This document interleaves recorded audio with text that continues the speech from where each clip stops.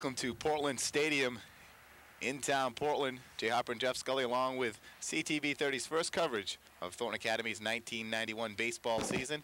This afternoon, Thornton Academy coming in at 2-0, facing Portland Bulldogs at 2-0. So a game of undefeateds right now, early in the season. A brisk afternoon at Hadlock Field. And Jeff, what do we expect to see this afternoon? I think we're going to see some good baseball for a change. Thornton Academy at 2-0, as you mentioned earlier, Jay. Starting off on the right foot. And they actually had a sort of a blowout of sorts in the first game, and then the second game was an 11-inning affair that they won. Have you got the score? 7-6 in 11 innings against Bonnie Eagle. Exactly. Thornton Academy, one of their best starts in a number of years. Coach Varia very pleased. Some timely hitting, solid pitching. David Levine starting this afternoon, his second start. He was a 7-0 winner over Lewiston to start off the season. Got relief help from Guy Langelier. Langelier got the victory over Bonnie Eagle in that contest Tuesday. Langelier 1-0 with one save, and Levine comes in at 1-0 with a strong outing against Lewiston, going 6 innings and striking out 7 batters. Levine, a very crafty pitcher, got a deceptive fastball and a very nice curveball when he has it working for him. So hopefully Thornton Academy will have some strong pitching from Levine, keep the Portland bats quiet. They're also 2-0, as we mentioned. Their 2 victories convincingly, 8-0 over Cheverus and 7-1 over Sanford. So they have some quality pitching as well, and also some good hitting. Well, I think as far as the hitting goes, they do have some good hitting. It's early in the season. 2-0 is, as you mentioned, was the record. As a team, they're batting .333, so we can look for some hits. If Levine is around the plate, I think these Portland batters are going to be able to put the bat on the ball. Now we'll see what happens after they hit the ball. Exactly. Coaches meeting at home plate, captains and coaches. Coach Mike Varia for Thornton Academy, and Coach James for Portland, 13-year veteran. And glad to have you along. Very cold as we got our seat right here in the stands at Hadlock Field. The metal bleachers below us certainly not conducive to warm weather. So makes it a tough afternoon, but we've brought along the gloves, and hopefully it'll be a great day of baseball. Thornton Academy starting off the year 2-0, looking for win number 3 this afternoon. And Portland takes the field.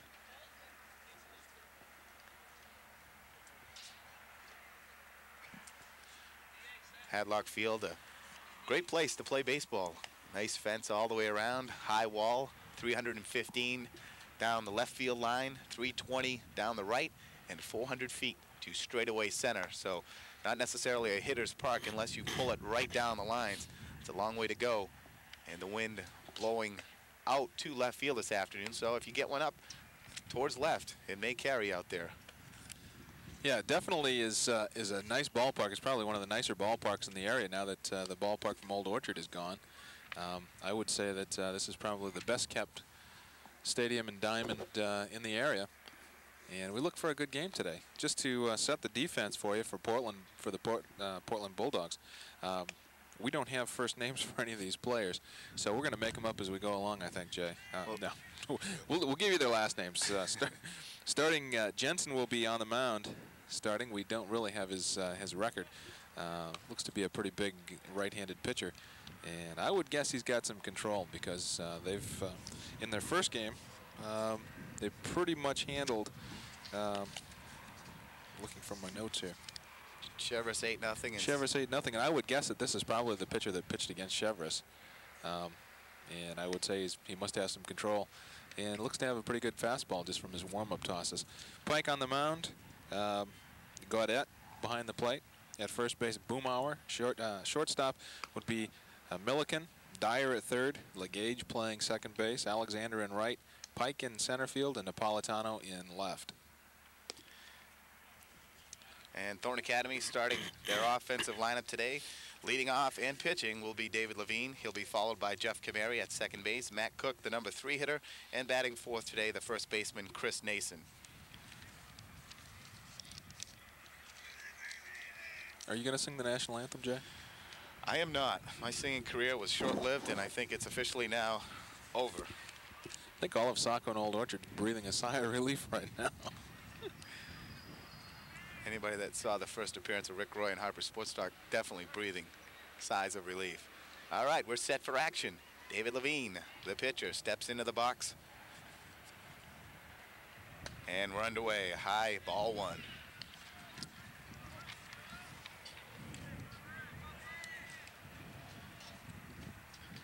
Portland's defense playing straight away for Levine. Shaded just a little bit in left field to towards center. The left fielder Napolitano seems to be just a little bit towards the center field, Giving him some room down the line. Levine 3 for 7 so far on the year. Strike 1-1 now. I would guess Napolitano's playing off the line a little bit because he knows that the pitcher Jensen must have some heat, and he doesn't figure that Levine's going to get around on anything.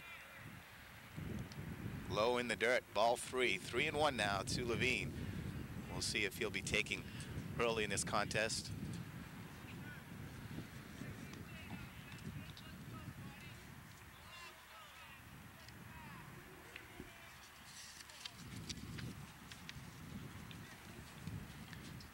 A wind-up delivery, ball 4 high. So Levine starts off with a walk. And that'll bring up number 13, second baseman Jeff Kamary. Kamary so far 2 for 8 on the year, 250. And Kamary hits left-handed, and a very good hitter. Was Coach Verry's only bright spot really last year on his team that batted below 200 on the season. Kamary had an average of around 333 last year, his junior year. Well, I think Thornton Academy's got a lot of players back from last year. The bunt up in the air, that'll be fielded by the pitcher. Levine will have to scramble to get back. He does. Kamary trying the sacrifice bunt, got it up in the air. Jensen off the mound to make the play, and there's one away. Levine remains at first. Jensen got off the mound. Of course, Kamary scored around a bunt, and obviously a sacrifice situation early in the game. You want to get the runner over to second base, and Jensen came right off the mound and fielded his position quite well. Matt Cook up now, third baseman. Takes strike 1. Curveball from Jensen. Cook 3 for 7 so far this year.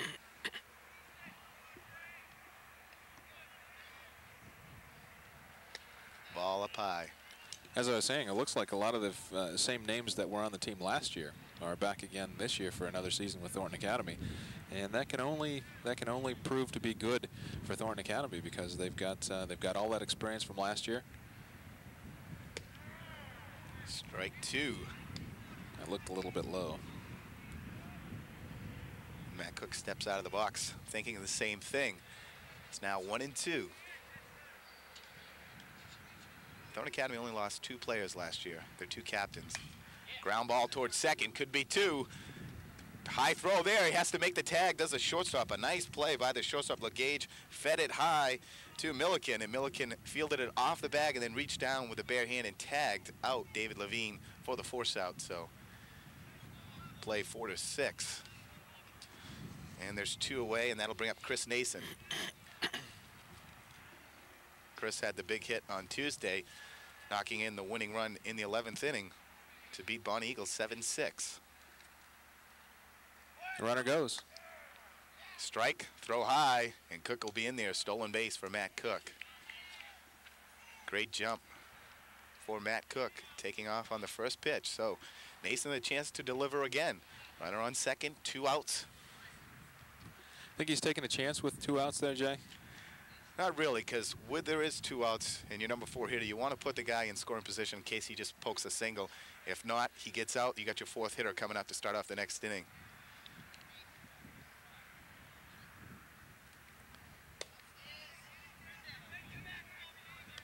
Ball high, it's 1-1. The count to Nason. And Matt Cook showed his speed there, and he is an outstanding base runner, good speed. Of course, the quarterback from the football team. Popped up back out of play. It's the one thing I've noticed about Thornton Academy. A lot of their athletes, you'll find them in every single sport. A lot of the guys on the baseball team, if you find their names in the football rosters and the basketball team. Well, there are a few who have played all 3 sports.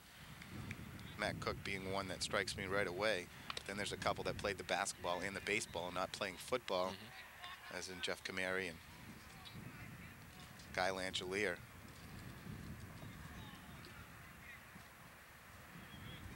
Count even now to Nason. 2 outs Top of the first inning, just underway at Hadlock Field. Strike 3 struck him out, and that'll end the inning. After half an inning, Thorne Academy nothing, Portland coming to bat.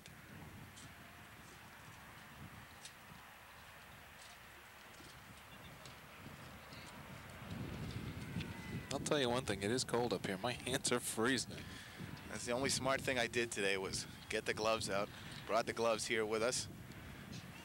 And the wind seems to be blowing in from right field now, kind of a switch in the wind. But Thorne Academy in the first inning, Jensen exploiting his wildness a little bit. But got the run at the second and unable to deliver. And now taking the mound is David Levine, 1-0 on the year, 6 solid innings of pitching to open up the season against Lewiston.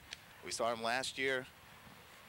Good curveball, deceptive fastball, and a very smart pitcher on the mound.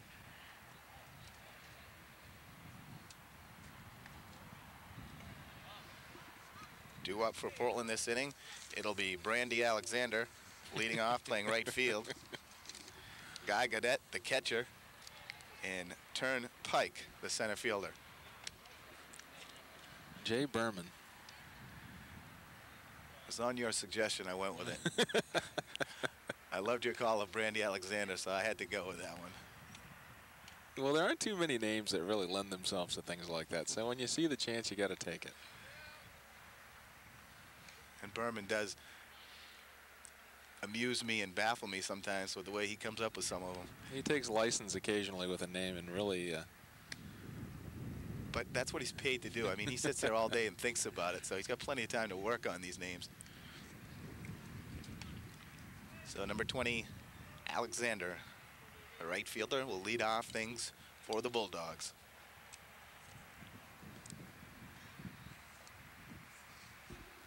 Thornton Academy plays at home again this coming Saturday. Who are they playing that game, Jay? That'll be against Edward Little, and EL, a very fine baseball club this year, so that should be a very tough game for Thornton Academy. 1 o'clock start? I presume. We'd like to see as many fans as we can out there actually catching the game live. With the start Thornton Academy's off to this year, they may have a pretty good baseball team, and they could use all the support they can get. Well, there's no question they are an experienced team, as we've noted. Only lost 2 players last year, and most of these kids out there fielding their positions played these positions last year, so experience should be a major factor in this team. The only newcomer that I see right away is the catcher, Chris Stryker, and the shortstop, only a sophomore, Keith Cruttos, starting off the season for Thornton Academy at short, and that's quite amazing. Well, we knew last year when we saw Thornton Academy in a couple of games that we covered on CTV 30 that they had a lot of underclassmen, and we expected them all to come back as seniors, and it looks like they're fielding a pretty good team.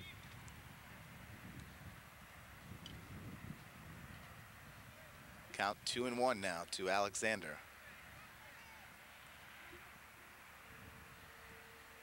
Right down the pike, fouled straight back, and the count evens up at 2-2. I'd say that Levine's got to challenge these hitters and find out what they've got right off the bat. Looks like he tried that with that last pitch right down the middle, and it was definitely ahead of the hitter Alexander.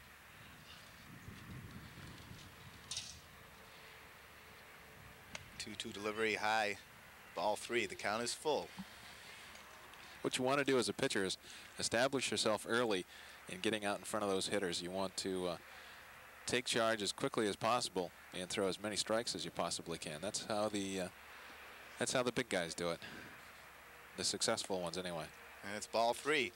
So the Bulldogs start same way Thornton Academy did with the leadoff walk. That pitch didn't miss by much either. Coming up now is the catcher, Gaudette, wearing number 23. With these pinstripes, I thought it was Don Mattingly they're taking his warm-up swings. Portland sporting the classic. Runner off, first pitch, throw down will be late, and a stolen base for Alexander. Not wasting any time testing the arm of Chris Stryker. Well, it's early in the season, early in the game. I think we're going to see a lot of running. Runners get on first base. They're going to test not only the catchers but the pitchers themselves. I think most stolen bases is if people realize are stolen on the pitcher, and if the pitcher doesn't pay more attention to the base runners, you're going to find them taking advantage of it. Ball 2 outside. So Levine having control problems early.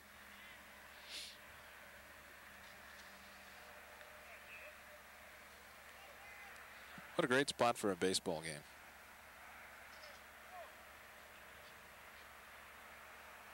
Strike. Swung on and missed by Gaudette. Count 2-1 now. Of course, Portland plays here. The University of Maine's had a couple of games here already. Orono has played here, and USM plays in their championship series here. Field used by a lot of different people. Of course, sports the lights around too, so. It's one of the only lit baseball fields around. And just across the way a little bit, the other side of the street, there is Deering Oaks, who has a lit field too, but a much smaller porch. And ball 4 to Gaudette. So Levine has walked the first 2 batters he's faced. And Portland has runners on first and second, nobody out. And coming up, their 3rd hitter, Pike, number 25.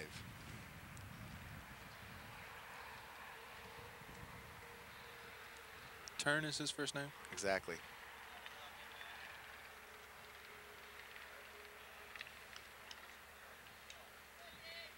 Followed by Paytol coming up. So Levine now dug himself a hole. See if he can work his way out of it. Levine's just got to throw strikes right now. We're still in the first inning of the game. And he gets one there. I think he's got to realize that he's got 8 other players out there on the field with him, and he can't do it all himself. He's just got to throw strikes and let Portland put the ball in play and let the fielders have at it. Strike 2 popped up, shallow center field. And the second baseman, Kameri, makes the play just on the edge of the grass. So there's 1 down, and Levine gets the out he needed. Now a chance for an inning-ending double play. Coming up is number 49, Vickerson, the DH today.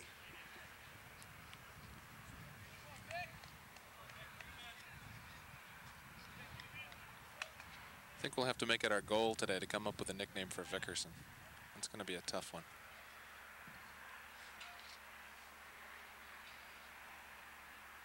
Green checks second, comes home, high and outside, ball 1. Nick the Stick Vickerson.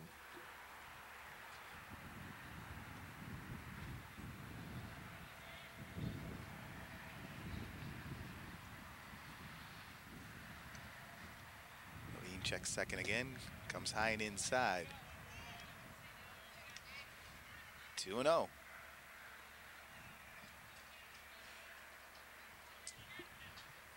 Vickerson, a big, powerful-looking kid. Ground ball towards second. See if they can turn it. The scoop, the throw. They got 1 coming back. They got 2. Turn the double play. Inning-ending double play. So Levine works himself out of it after 1 complete inning in Portland. Thorne Academy nothing. Portland Bulldogs nothing. We're back with the 2nd inning right after this.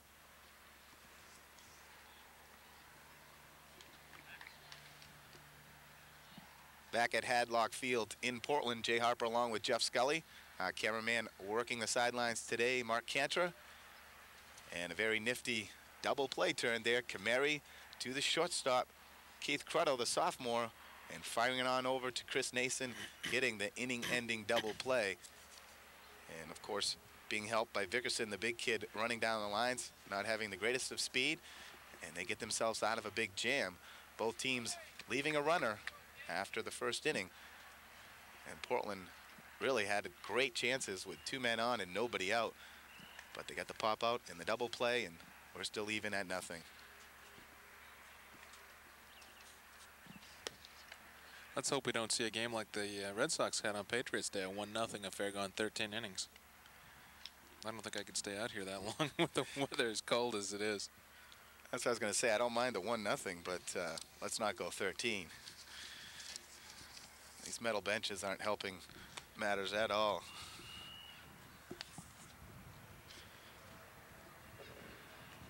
Due up for Thorne Academy this inning. Guy Langelier will lead things off, playing left field this afternoon. Guy so far 3 for 8 on the season, and as we mentioned, on the mound, 1-0 with 1 save.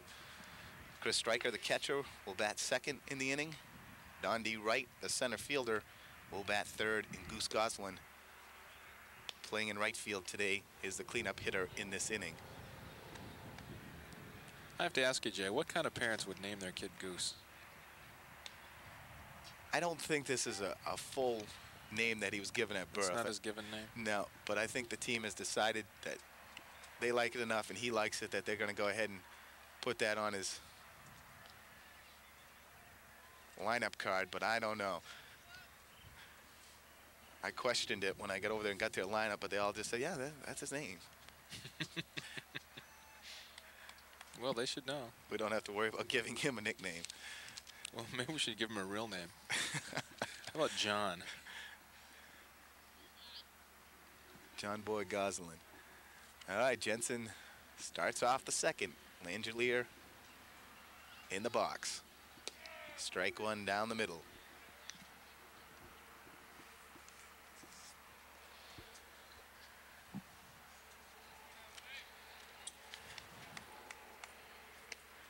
Strike two, swung on and missed on the slider. Nice little pitch from Jensen.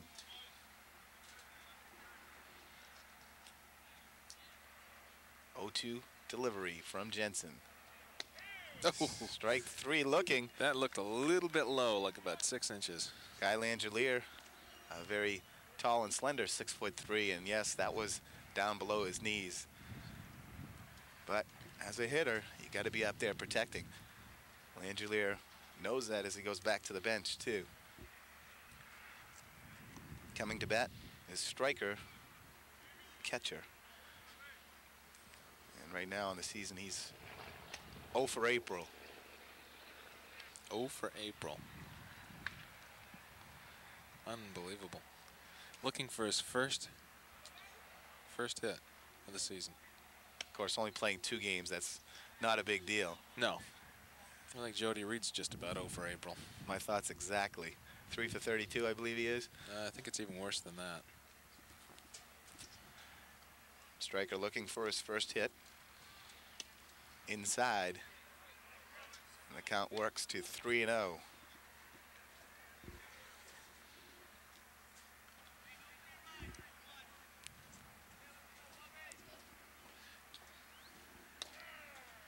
And Strike looking.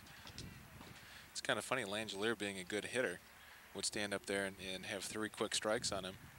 And here Stryker stands there with no hits on the season, and out of 5 pitches, 4 of them are missed badly for balls, and Stryker winds up walking.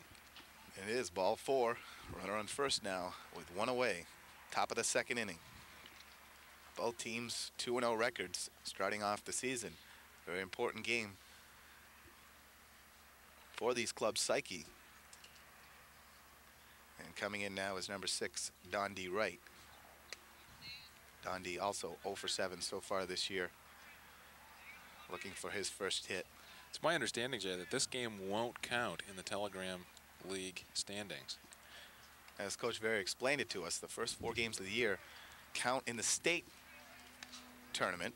They count for heel points towards the state tournament, but they don't count in the Telegram League play. The last 12 games go towards the Tele League record and to where you finish up as to where and if you make the playoffs. Kind of confusing, both the state and Tele tournaments, separate, different.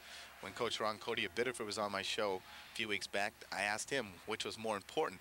Of course, Biddeford won the Telegram League last year and then got knocked off in the quarterfinals to Deering in the state tournament. And sort of a surprise, too, there.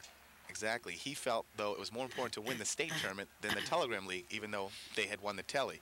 Right. He's still looking for that state title. And Biddeford, of course, a great baseball team this year looking for that title, but got knocked off the other day to Sanford, losing 4-3. They're still highly rated, though. Ball in the dirt. Nice block by the catcher, and that keeps Stryker on first base. Gaudette doing a good job behind the plate.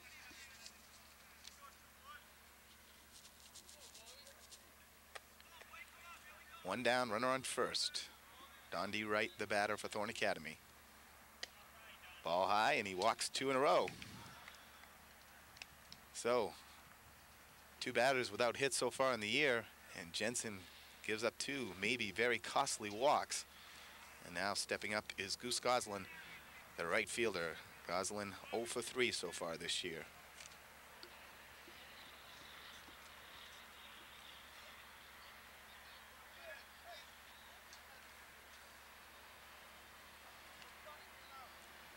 Jensen into the stretch. Checks second, comes home. Ball high. Does it appear to you, Jay, that the left fielder is surprisingly deep, Napolitano, for Portland? It does. Being that we're down number 8 in the lineup with a hitter who's only had 3 at-bats all season long with no hits. Milliken flashing behind. Of course, you don't want anything to get past you or over your head or behind you, but looking at Goslin, he's just in stature. He just doesn't appear to be the type of hitter who's going to drive balls over the outfielders' heads, really taking them by surprise. He looks more like the type that would be able to slap something or punch something through the infield. Napolitano does look rather deep in left, but playing that deep, it makes it awfully hard for me to believe he could throw somebody out at the plate on a single. We would have to assume he comes in on the ball well and maybe doesn't go back as well on the ball, so gives himself a little more depth in left field and probably can charge the ball. Or it could be that his ground ball towards second. They'll look for the double play. The turn there, just barely got him. Got him there. Nice turn, same way. 4-6-3 double play, and Portland gets out of the inning the same way the Trojans did last inning.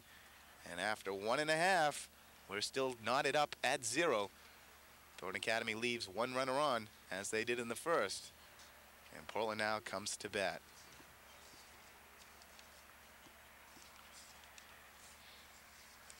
Great turn there by the Portland Bulldogs. Second baseman LeGage did the fine job turning it. And when he turned it, Jeff, he just barely got the out at second, got the force here, but then the relay back to first from Milliken had the runner out by plenty. Took the throw from his knees, actually made the throw from his knees to the shortstop, and that really cuts down on your time. Of course, he didn't want to take the time to get up and make a good steady throw, and he wasn't that far away from second base to really necessitate that. But I was a little bit surprised that they had the runner at first base. I thought being that type of play where he was throwing it from his knees and having to dive for the ball a little bit, maybe it would have allowed Goslin to reach first base. And surprising, after an inning and a half, we have 2 double plays, 1 turn by each team. And Portland had a chance for another one earlier on, and they had a bad relay throw. And both of them going the way of second to short to first, which sometimes is a little harder to do. Tough turn for the second baseman, but a great job by LeGage that time, and we're still at 0. Both pitchers getting themselves into trouble with the walk, but finding their way out of it. With the pitcher's best friend, the double play. Levine taking his last warm-ups now, and catcher striker will send this one through to get things underway in the bottom of the second inning. Due up for Portland this inning, Dyer, Boomauer, and Napolitano, the left fielder. You're watching Thornton Academy High School Baseball on CTV 30. Jay Harper along with Jeff Scully.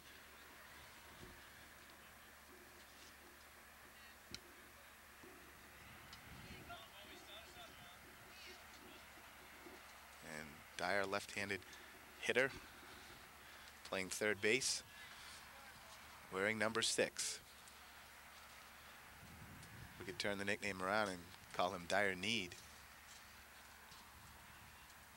I suppose we could live with that. Although I hear people from the stands calling him Boomy, which would lead me to believe it's Boomauer, which might lead me to believe that they gave us the wrong lineup card. I'm going to switch it around to Boomauer. Yep, number 6, Boomauer right there. So it's first baseman Boomauer. Those dogs. Number 9. Huh. 1, 2. And the only thing I can assume is maybe number 7, Dyer, the third baseman, he's the one being DH for and not taking a turn. That could be it. Yes, because Jensen is batting. Yep, I think you're right. So we'll try to work this through here. But I also thought in high school baseball that they could send up 10 batters. If they wanted to use the DH, they could send up the 10, but not really sure what's going on here. But number 6 is Boomy Boomauer. And the sun's come out just a little bit and warmed things up considerably now at Hadlock Field in Portland.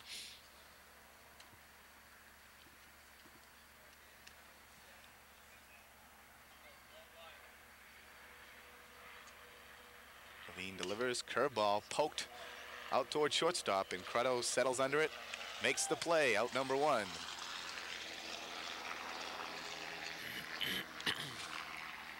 It's like a Medq helicopter flying overhead.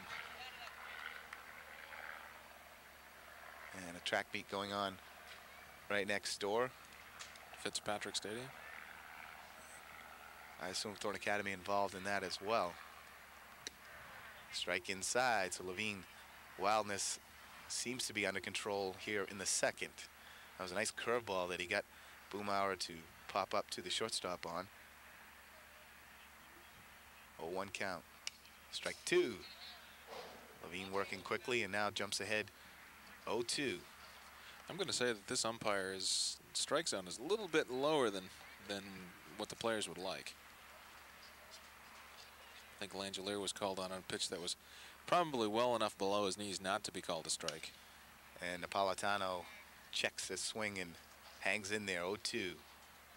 Nick Napolitano, the left fielder, wearing number 9 today. And runs a laundry business up on Congress Street, doesn't he, in the off-season? I think he does, yep. He also runs the pigskin rather well, too, for the Bulldogs football team. An outstanding running back. 0-2 delivery, curveball, and Napolitano fouls it away, Wade Boggs-like, hangs in there at 0-2. That was more not necessarily a pitch to hit or to drive, but it looked like he just stuck the bat out enough to foul it off and keep himself alive. Very smart hitting. Or he's got a weak swing. Swings a lot like Boggs, waits the last second and slashes at it. Yeah. And he's fouled off 3 in a row, so Levine has delivered 5 pitches, all 5 for strikes to Napolitano, but Napolitano hanging in there. Speaking of Boggs, have you noticed that he's starting to pull the ball a little bit more? I have, and you know, when he knocked that one out the other day, it was nice to see, but the average still isn't up there yet, and he isn't getting all the hits, but again, it is very early in the season. Boggs comes on notoriously later on. Ground ball towards short. Crutto down low, hangs in on it. Napolitano fleet down the line. Good scoop by Nason, and they got him. Great play by Nason and Crutto. Napolitano can fly down that line, and they just get him on a nice scoop by Nason, 2 away. Nason did make a terrific play on that to dig the ball right out of the dirt. It looked like it was going to be a close play anyway, and he made a good stretch and made the scoop for the out. Nason, I don't think, saw much playing time last season. Came in some spot starts. I think he pretty much split the season. I mean, I think he would play at least half of it. He played some at first, a little bit in right field. He was coming off a tough knee injury the year before in football, his junior year in football. So he was still rehabilitating, but he's come back all the way now. And so far, starting off with an outstanding season.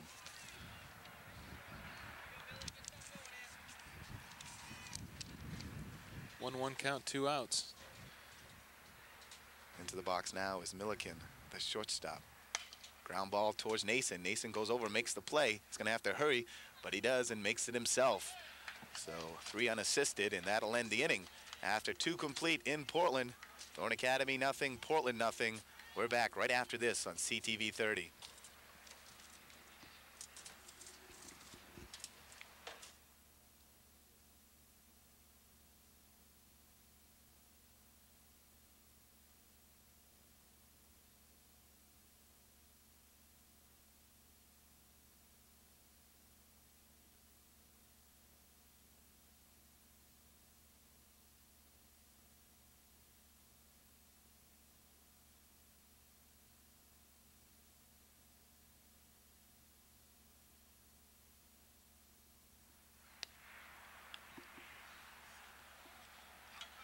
Back at Hadlock Field in Portland, Jay Harper along with Jeff Scully. Cameraman for today, Mark Cantra. Jensen taking his warm-up tosses as he gets ready to work the 3rd inning. Both teams, Jay, still looking for their first hit. And there has been troubles in a couple of the innings, but both due to the walk. Little wildness by both pitchers. Levine, though, settling down in that inning as he had himself a nice 1-2-3 inning. Looks like we've got a big huddle up on the mound. Planning some strategy, telling a joke, making plans for dinner. Leading off for Thornton Academy, the number 9 hitter, playing shortstop today, Number 5, Keith Cruddo. Cruddo only a sophomore. Coach Verrier gave him the start at shortstop this year, and so far he's been outstanding. And he comes in batting 3 for 7 on the season. Not bad for the little shortstop. And 2 nice plays in that last inning. Jensen, the curveball, little floater, upstairs quite a bit, but the umpire gives him that one. Crowder to be followed by Levine leading off the top of the order again. Jeff Kamari after that. Outside, ball 1, 1-1.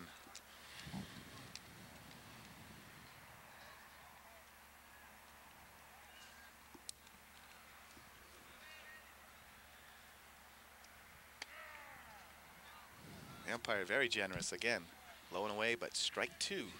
1-2 now to Cruddo, and just been pointed out something that is true. Cruddo was only a freshman, Jeff, not a sophomore. I'm thinking he's young as a sophomore to be starting. He's only a freshman. Pops up towards right field. Could be trouble. Second baseman going out, LeGage, and he camps under it for the out. But Cruddo, I'm thinking sophomore because next year, the football season, he just finished his freshman year of football. But right. Yeah, we're still in the same calendar year. Cruddo only a freshman, and getting the start to start off the season, that is phenomenal. Quite an accomplishment, starting at shortstop. Normally a position that's left to the upperclassmen with experience. And as a freshman, to make some good plays, too, and actually turn a double play as well. Yep. You know he's a ball player, and he's got a legitimate shot at starting at quarterback next year for the varsity football team. As a sophomore. He's being considered. There's quite a few other candidates, but Cruddo is one of them. He's a great athlete. David Levine steps up. Levine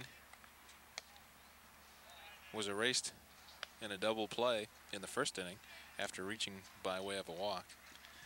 The last person to start as a freshman on the baseball team, I think there was a couple that year, but I know the one that started at shortstop was my brother-in-law Dick Martin, who started as a freshman and played all 4 years at short and an outstanding pitcher for the Trojans. And that was back in the 67 through 70 years. And hard line ground ball, LeGage gauges over and throws him out. Out number 2 on Levine.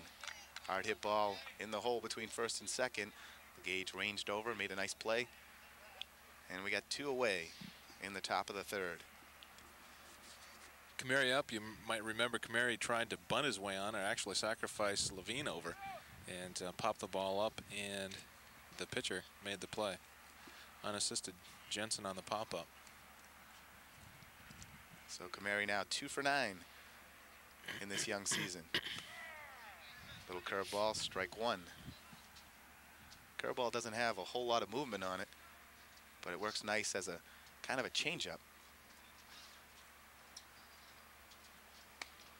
Fastball missing up.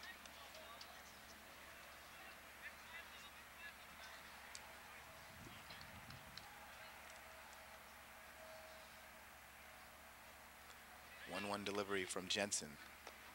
Ball 2 in the dirt. Jensen's thrown an awful lot of curveballs, it appears, today. I don't know if that's his style. He appears to have a pretty good fastball if he would just concentrate on the fastball. He's got some smoke to it. Seems he's having a harder time getting the fastball over than the curve. Yeah, that's true. 3-1 now to Kamari. If I were the Thornton players, I would just sit on the fastball and wait for the curveball. Full count now.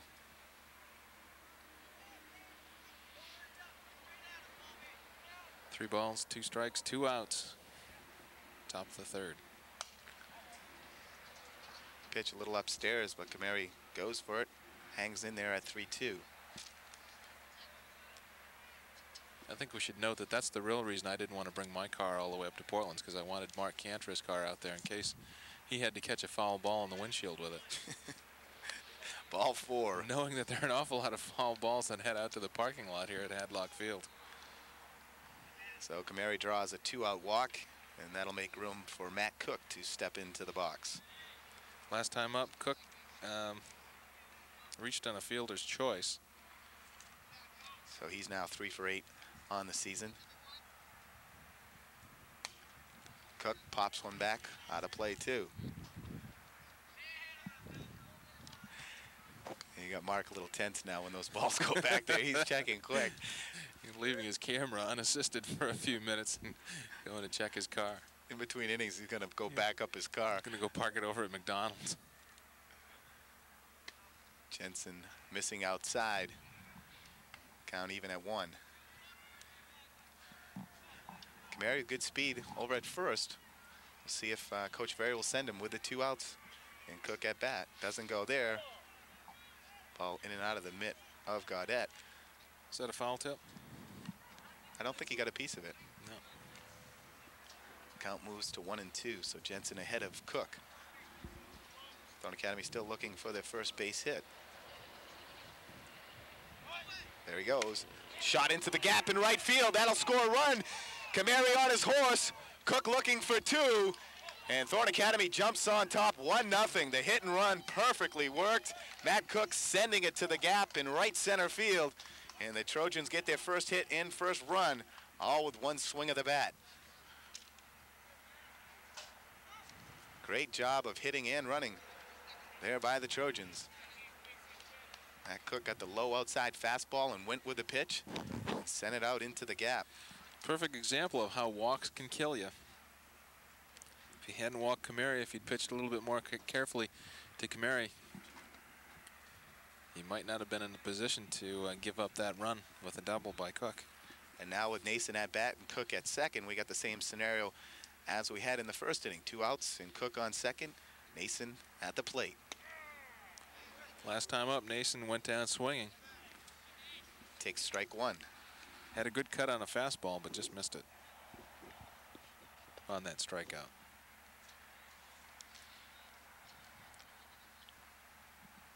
Strike 2.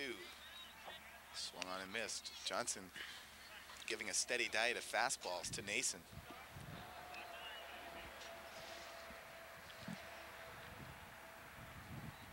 0-2 delivery. Strike. Oh, outside. Looked like it was outside for a ball. Exactly. Was it? Missed outside, yep. 1-2 the count. Catcher trying to steal that one. That would have been a miracle job if he stole that pitch. For him in the pitch. He's running outside, and the other's batter's box. Cook Runner's stealing going. third. Little pop fly towards right field. Could be dropping. It's gonna drop. It does drop. It's sitting there, base hit, and the Trojans go up 2-0. Matt Cook running on the pitch. Probably would have scored anyway, but made it a lot easier for himself. And Nason went with a low outside pitch and just flared it to right field. The Trojans have a 2-0 lead. Brandy couldn't get in on that one. He looked like he came in a little too hard, and it was a little to his left. And dropped in for a base hit and an RBI for Nason. And the Trojans get themselves 2 runs here in the top of the third, all with 2 outs. First 2 hits of the ball game here in the 3rd inning, and both by Thornton Academy, and both driving in a run. Very timely hitting. Stepping in now is Guy Langelier, playing left field this afternoon. Langelier went down swinging went down looking his first time up for the first out of the 2nd inning.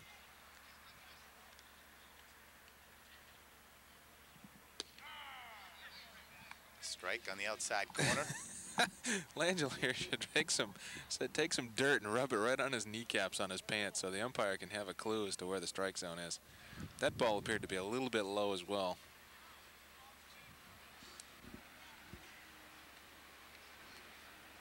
Nason on his first.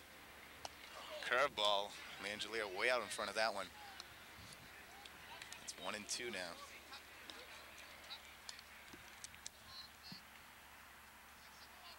And so far, both hits have come with the 2 strikes. See if Langelier can continue.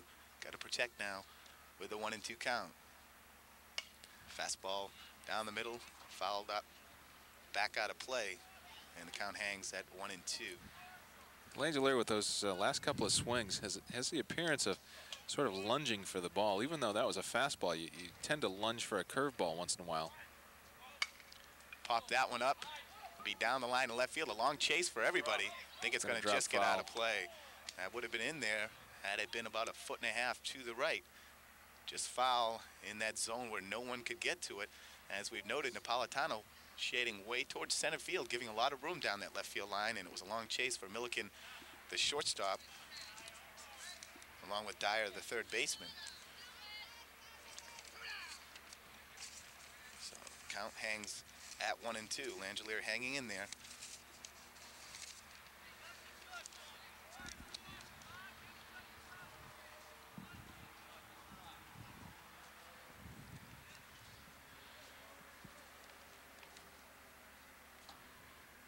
There's the 1-2 delivery once again. Kind of a pitch out, looking to see if Nason is going, and the count now even at 2-2.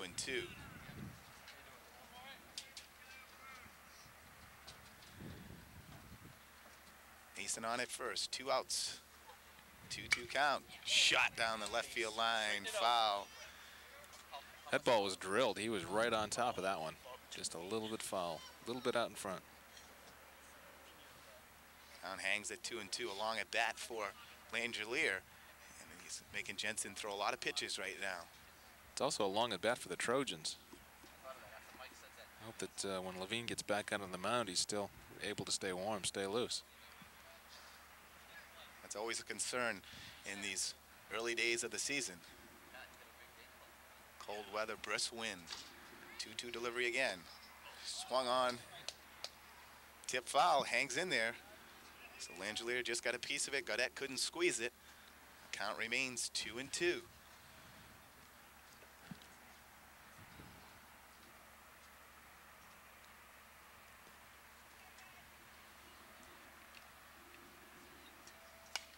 Popped up right back into the stands. And Langelier continues to hang tough.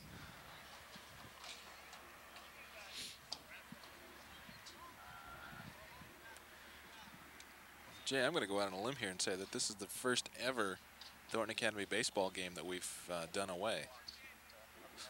Us personally, that is. Us personally. Really went out on a limb on that one. Seeing how we only covered a couple of games last season, both at Thornton Academy. Nason going on the 2-2 pitch, high pitch, swung on and missed. That's ball. That's strike 3 anyway. Going to end the inning. And Thornton Academy gets 2 hits, 2 runs. They leave a runner, but after 2.5, Thornton Academy now on top, 2-0, with Portland coming to bat. We're back right after this on CTV 30.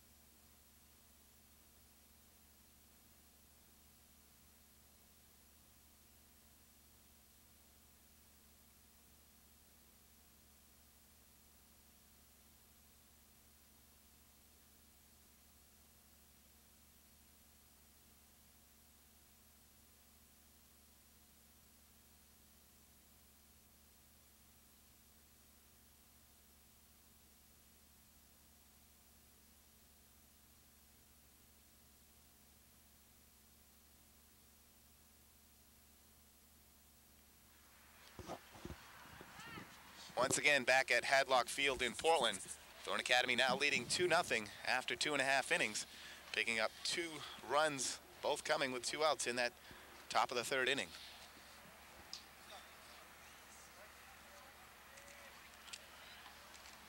Leading off the inning for Portland is the pitcher, Jim Jensen. Also in the offseason, plays for the Miami Dolphins. I was going to say Jackie Jensen. Retired from Major League Baseball back in the 50s to come up and play in Portland in the 90s. And he takes a strike there. Well, they say about Jim Jensen for the Dolphins that he can do so many things so well. Well, yeah, he can also play high school baseball. And isn't it great that he's gone back to get his education? That's true. Outside and low. Count moves to 2-1 now. Levine had that long rest in between innings there with Thornton Academy doing damage, so see how he settles into this bottom of the 3rd. And a little flare out towards center field, and that'll drop in front for Portland's first hit, and they get the leadoff man on. Jensen helping himself in this cause, getting the first hit for the Bulldogs. And that ball dropping just in front of Dondi Wright, the center fielder, on his horse, but well placed. And now the second baseman, LeGage, steps into the box.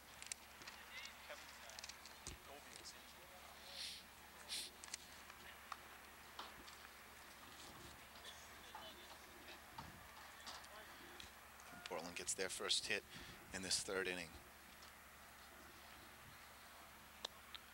Pitch a little low. LeGage takes ball one.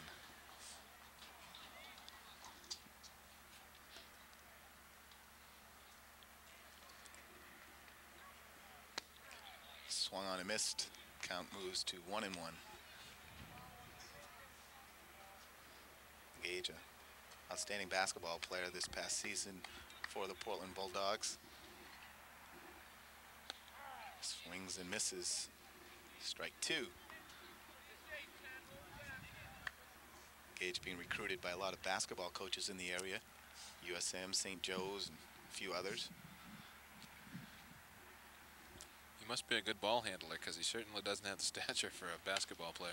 He hangs in there on the 1-2 count and pokes that one out of play. Very quick, good ball handler, and he's got a great outside shot. Can hit the three pretty consistently, so our Division III schools looking at him. Count remains 1-2. Swung on and missed, but tip foul, and striker can't squeeze it either. So LeGage breathes life into this at bat. Bulldogs trying to come back now after giving up 2 runs in the top of the third. And again, tip foul. Seen a lot of long at bats for a couple of different players on each team. LeGage has managed to foul off a couple of good pitches to keep himself alive here at the bottom of the lineup for the Portland Bulldogs. Jensen, the pitcher, takes his lead off first. And again, backing out of play.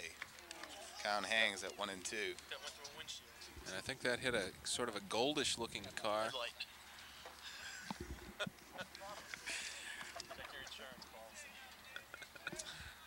It'll be a cold ride back if we get our window put out. Ball inside, 2-2. We're going to be playing windshield bingo here in the last half of the inning.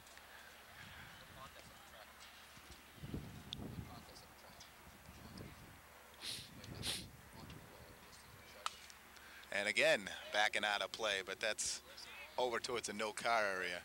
So count hangs at 2-2. LeGage has accounted for about 4 foul balls in a row here, just to keep himself alive. And so often is the case, they foul off an awful lot of pitches with a tough at bat. Ground ball towards second, chance for another 2. Scoop throw, Credo gets it over the top, yes!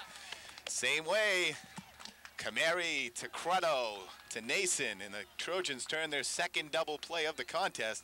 And a beautiful turn by Kamari and Credo coming across that bag, and he threw over the top of the pitcher, Jensen.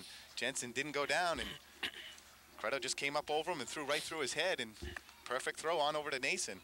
And the Trojans got themselves their second 4-6-3 double play.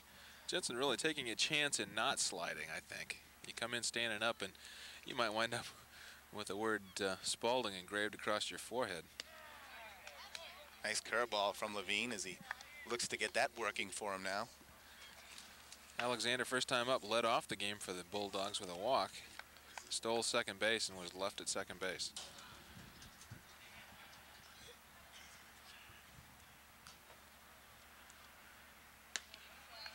Curveball misses up high.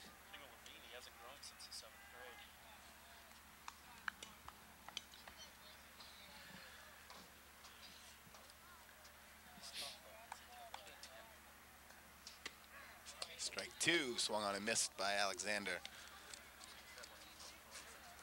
I think most teams could probably go an entire season without a game with 2 double plays. We got 3 in this one. Portland's got 1, Thornton's got 2, and both of them, all 3 of them, 4, I should 6, say. 3. Exactly. A 1-2 delivery from Levine, high and inside, 2-2. And of course, Jim Rice was known as the possessor of the Massachusetts license plate 6 to 4 to 3.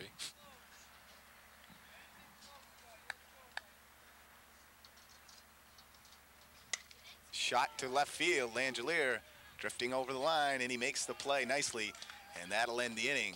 So after 3 complete in Portland, the Trojans on top 2-0, and they're coming to bat. We're back right after this on CTV 30.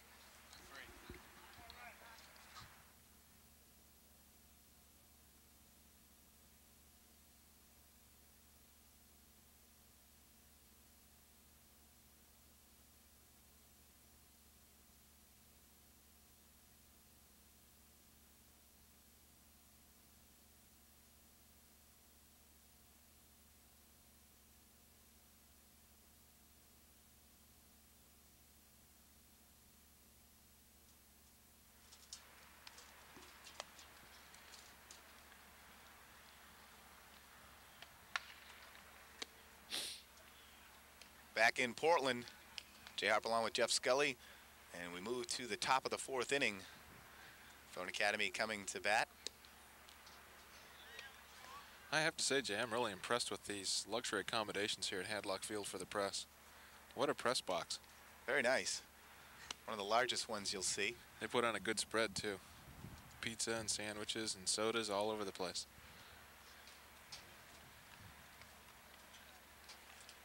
Coming to bat for Thorne Academy this inning will be Chris Stryker, the catcher, Dondi Wright, center fielder, Goose Gosselin, the right fielder, and batting cleanup this inning will be Keith Credo, the shortstop.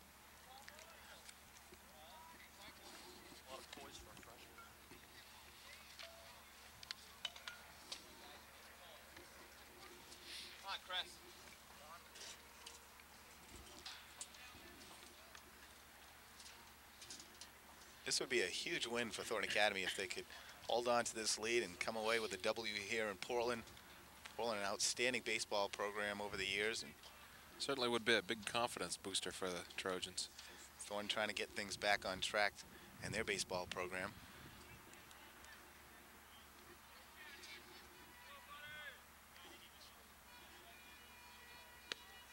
Ball inside to Stryker. Coach Verrier earlier in the game acknowledging that last year really was a building season, and a lot of the freshmen, sophomore and juniors last year got a lot of experience, a lot of playing experience, and I think it's showing so far early in this season with a 2-0 record, and right now a 2-0 lead in this game against Portland. Swung on and fouled straight back. Count goes to 1-2. Stryker, the catcher, still looking for his first hit of the season. Last time up for Stryker, reached base on base on balls, found himself all the way over to third base after and being stranded on the double play that ended the inning that Gosselin hit into. 2-2 now.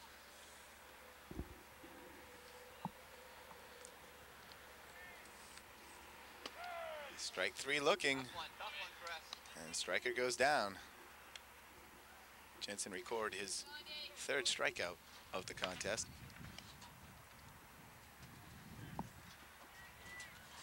That's right, Jay. 3 strikeouts, 2 of them looking.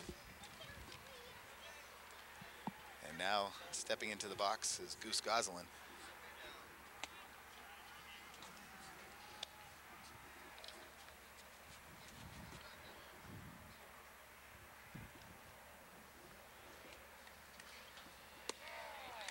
Last time up, as I mentioned, Gosselin did hit into the 4-6-3 double play that ended the inning, the 2nd inning. Gosselin looking for a hit. Actually, it's Dondi Wright up. Why you? And it takes another strike. And Dondi reached base by way of a walk and was stranded on first when Gosselin, the next hitter, hit into the 4-6-3 double play.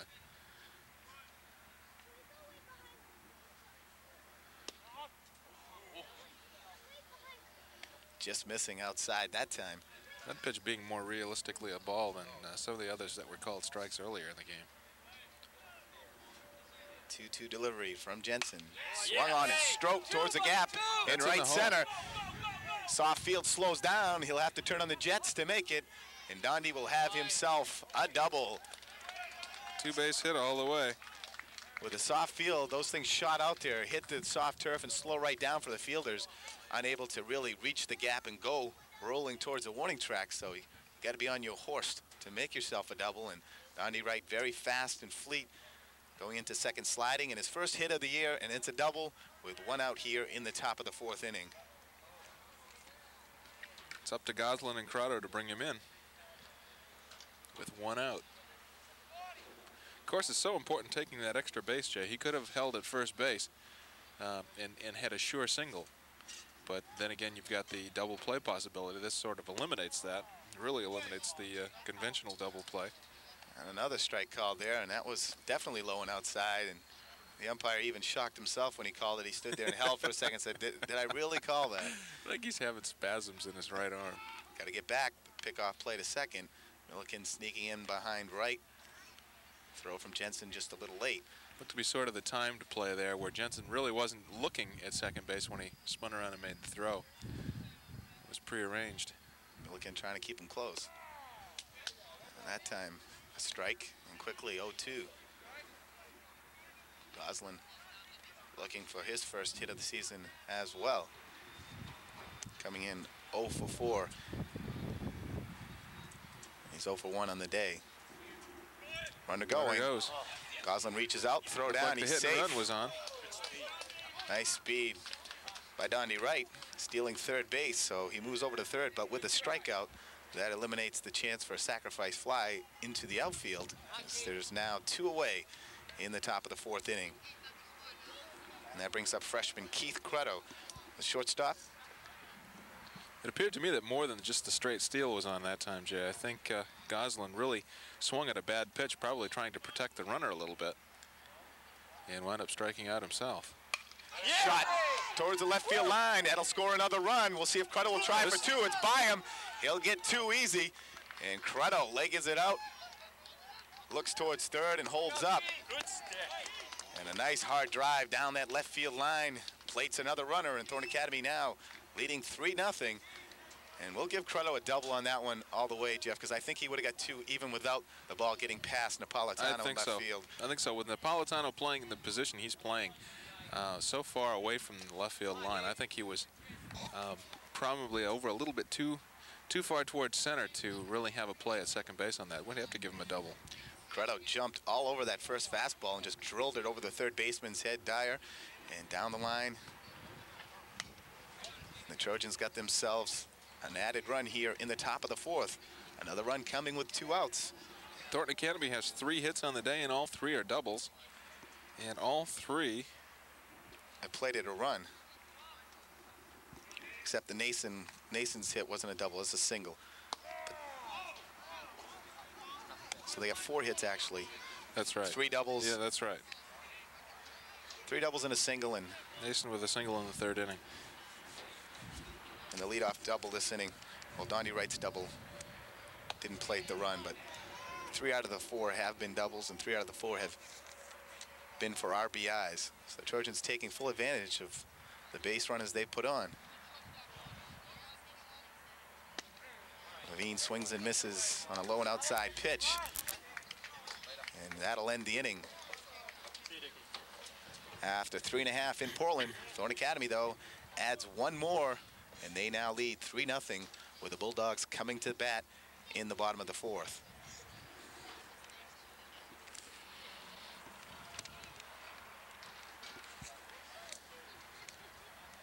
What can you say about the freshman, Jeff? Amazing fielding. He's turned 2 double plays from his shortstop position, fielded a nice ground ball, and just beat the fleet running Nick Napolitano, and then comes up with a runner on second and drills one down the left field line. And that's his 4th hit on the season, and only his 3rd game. And he certainly shows a lot of composure for a freshman. It's just amazing. He's out there, and it looks like he's found himself a home at shortstop right away. And at the plate, he doesn't look too uncomfortable. When you think you're just coming up from 8th grade ball, you moved up to the big diamond your 7th grade year. So he's had 2 years of at this level of play and be able to step up to a varsity level. It is phenomenal. It really is. You can't even imagine. He's only, what, 3 years out of Little League. Exactly. And you think of a sophomore doing it, that's amazing to step in and start as a sophomore. Sure. Never mind what a freshman especially on a team loaded with seniors this year. That's true. And Thornton does have two outstanding shortstops, believe it or not. Guy Langelier, fine shortstop last year, and David Levine, the two pitchers, both splitting time last year at short and did a solid job there. So Coach Very really taking a chance bringing up a youngster like that, but so far he's been proved very right in his assessment and bringing Crutto up and putting him at the varsity level, because you can take a chance with a young player if he has a few bad games and you're flirting with confidence problems down the line. But Crutto so far stepped right in, and like you said, you would never know he's a freshman out there playing ball. Into the bottom of the fourth we go now. Gaudette, Pike, and Vickerson due up for the Bulldogs this inning. 2, 3, 4 hitters.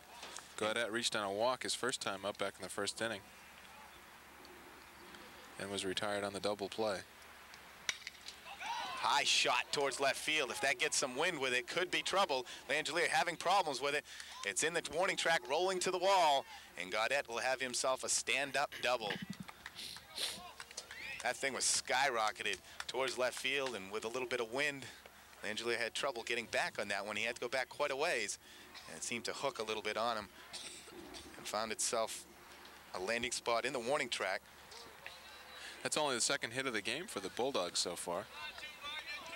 It's a leadoff double, though, and against this Portland team, you can't get lax at all, because they are a strong hitting team and usually take full advantage of the opportunities you give them. Absolutely. They came into this game with a 2-0 record and as a team batting average of .333. Most impressive. Striker just snaring that one as Langelier pitches high and outside. Ball 1 to Pike. Pike, the center fielder.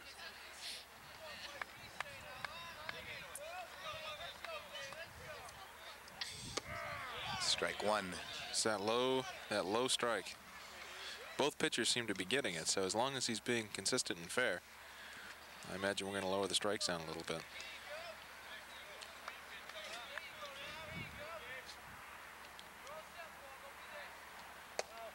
Ball upstairs. Count moves to 2-1. Thornton Academy leading 3-0 in the bottom of the fourth. Portland now threatening with a runner on second, nobody out.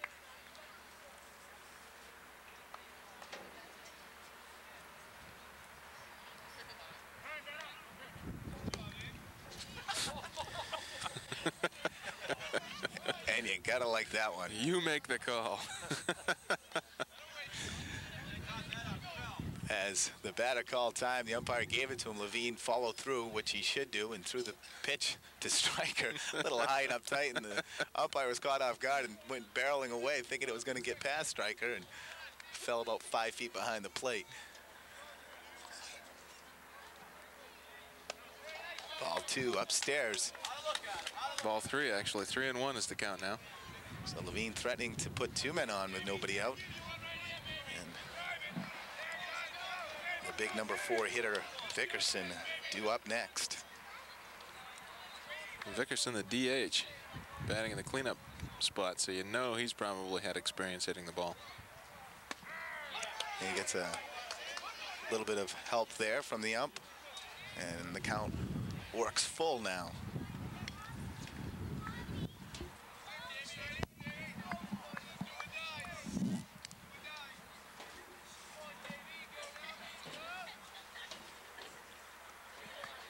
Three-two delivery, swung on, popped up towards center field. Dondi Wright camps under it, and that'll be out number 1 as he makes the catch and fires into Crutto, the shortstop. So Levine hangs tight, works his way back from a 3-1 count, and gets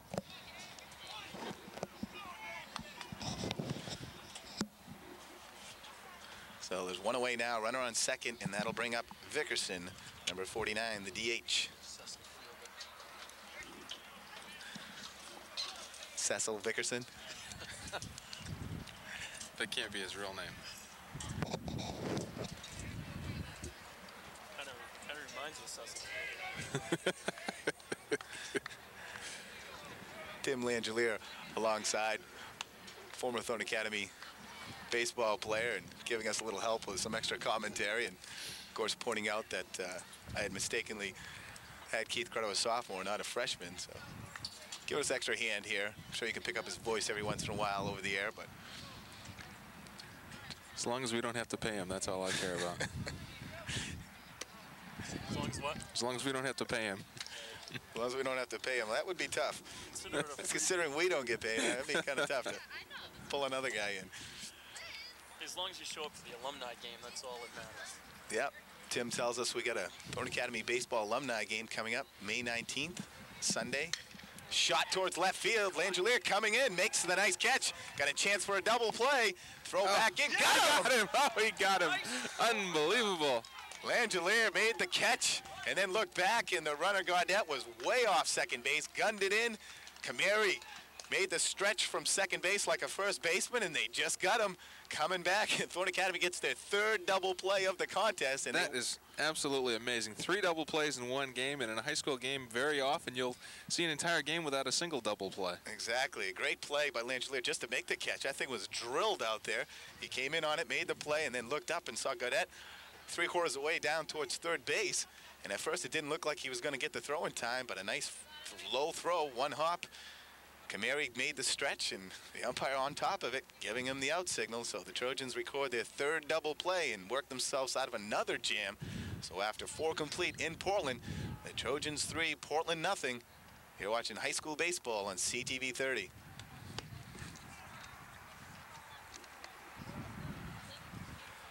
Stiff arm, too. Pitched 7 innings at Point Eagle. Relief of Nason. Once again, welcome back to Portland. Jay Harper along with Jeff Scully. And Thorn Academy, another fielding gem for them. And they get themselves out of the 4th inning without any damage. Levine still working a shutout.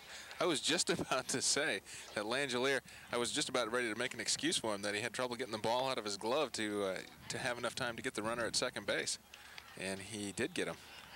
Fine throw. It did look like he had a little trouble getting it out and getting it there, but once the throw was on the way, it made up a lot of time in a hurry. And Kameri, a good heads-up play, stepping on the other side of second and reaching out. Very close play. But the umpire, maybe looking for a little dramatics himself, went with the out signal and got everyone up cheering for Thornton Academy on that one. So we move to the top of the 5th inning. Thornton Academy leading 3-0, and that'll bring up the number 2 hitter in Coach Varia's lineup, second baseman Jeff Kameri. And quickly, once again, I was mentioning about the alumni game that Tim Langelier is putting together. He's sending out invitations to former Thornton Academy baseball players, and got a good list of classmen from all the different years, and they're going to play the Thornton Academy team on May 19th, a Sunday. And Tim, what time will that game start? 11:30 a.m. 11:30 a.m. at Thornton Academy. They'll play 7 solid innings of live pitching, and then they'll throw a pitching machine up there and play a few more innings, and then they'll have a barbecue and hang out, and just a good fun day. So we invite all the fans to come up and watch that one, and we hopefully will be there on CTV 30 to cover that and get the first 7 innings anyway, and I might even get in there and swing the bat a few times myself. Who's the oldest alum coming? Dickie Carey. Dick Carey has been invited, and He's about 85, 86 years He doesn't old. know it yet, but he's yeah, that's right, Dick. You don't know it yet, but you're getting this in the mail, all the players. But Dick is early 50s, class of 1952 or 3, somewhere in there, I think. Dick Martin will be there also. Dick Martin, as we mentioned him earlier, one of the other few players to ever start as a freshman, and Credo now duplicating his feat, starting at shortstop and looking every bit as good so far. Kameri draws a leadoff walk here in the top of the 5th for the Golden Trojans. Thornton Academy still looking for insurance runs, and they may need them. Portland's still a fine hitting team and never out of a contest. They seem to have that baseball mystique, as a lot of different teams have in various sports. Matt Cook up right now. Cook is 1 for 2 on the afternoon, scored a run and drove in a run with a double in the 3rd inning. See if Kameri gets the green light over at first. Cook reached first base on a fielder's choice in the 1st inning, stole second base, so he does have a stolen base on the day as well.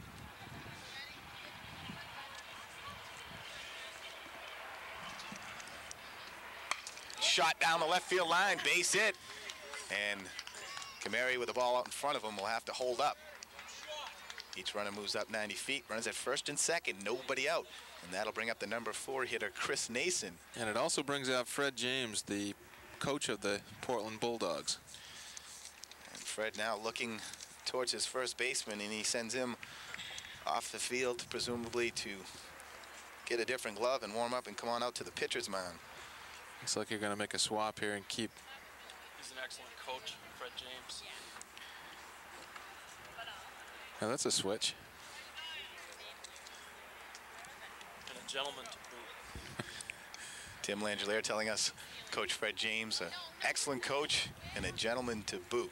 In case you can't quite pick that up, Tim's sitting right next to us. I think you'll be able to because it's close enough range. Why not add a third commentator in here, Tim? Played enough baseball in your day to warrant enough validity to speak. Validity? Yeah, it's validity is the actual word. Validity. I had the right word, though, at least. I just mispronounced it. You had the right thought.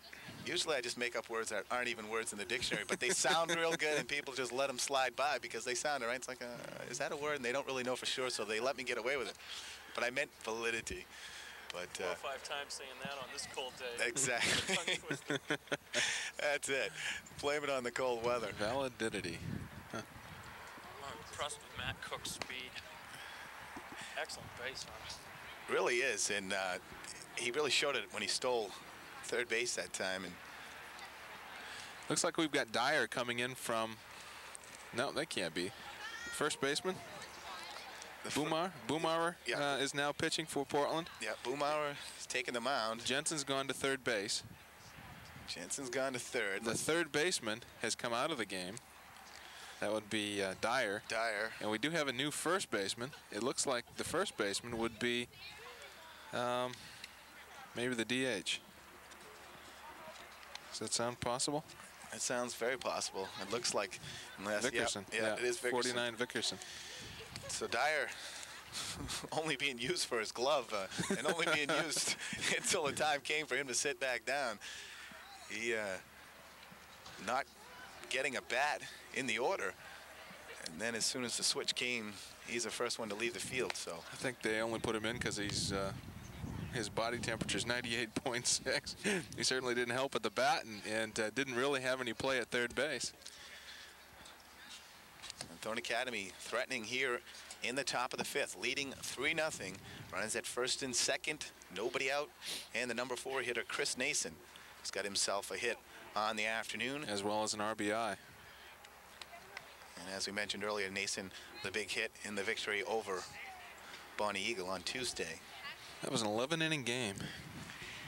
It's still the one rule that I don't like in high school baseball is that they do go 9 innings. Tim, your thoughts on that? Do you think they should shorten and go to 7 innings? Most definitely. 9 innings is a long time for high school baseball. You have some college baseball, it's only played 7 innings. 7 innings is an ample amount of time to play. Exactly, and this Maine weather, New England weather. And not only that, but anything you can shorten it up by would help these kids because they're out here playing and, you know, the temperature might actually be 46 or 47, but with the wind chill and just standing around, baseball not being the running game of football when you're up and down the field and you're staying warm, it's a very difficult game to stay in headwise for this long a time. And not only that, it's also difficult for a pitching staff to have more than 2 or 3 good pitchers. And those extra 2 innings that you play throughout the course of the season is going to take their toll on some pitchers. And Tim was telling us that earlier. His brother Guy, who pitched 3 solid innings and got the save in their opening victory, had to come back Tuesday against Bonnie Eagle and threw 6 or 7 innings? 7, I believe. 7 innings in relief. Got himself a victory in that one, but he had to throw 3, then 7, and that's in relatively 3 days. And he was normally going to be available for today, but now he won't be throwing that long.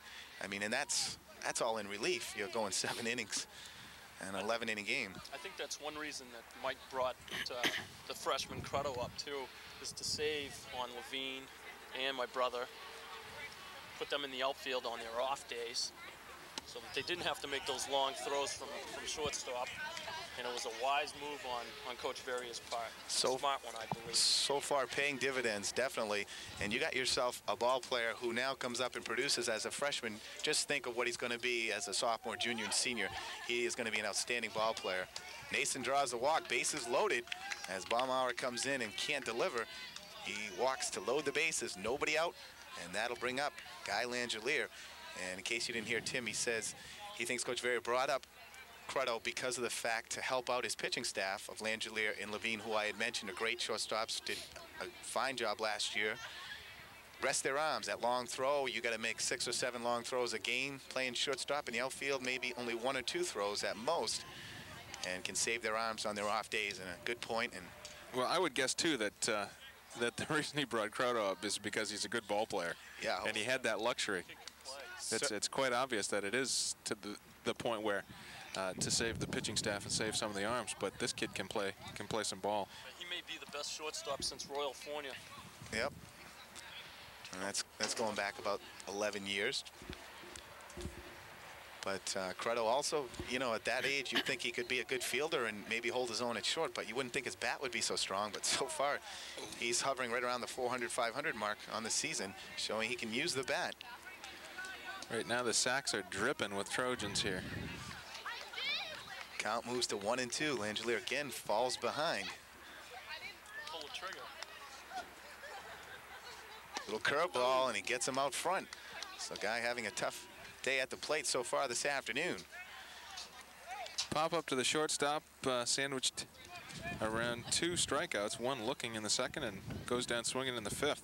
Watching too much Jack Clark, maybe. He didn't watch him yesterday, that's the problem.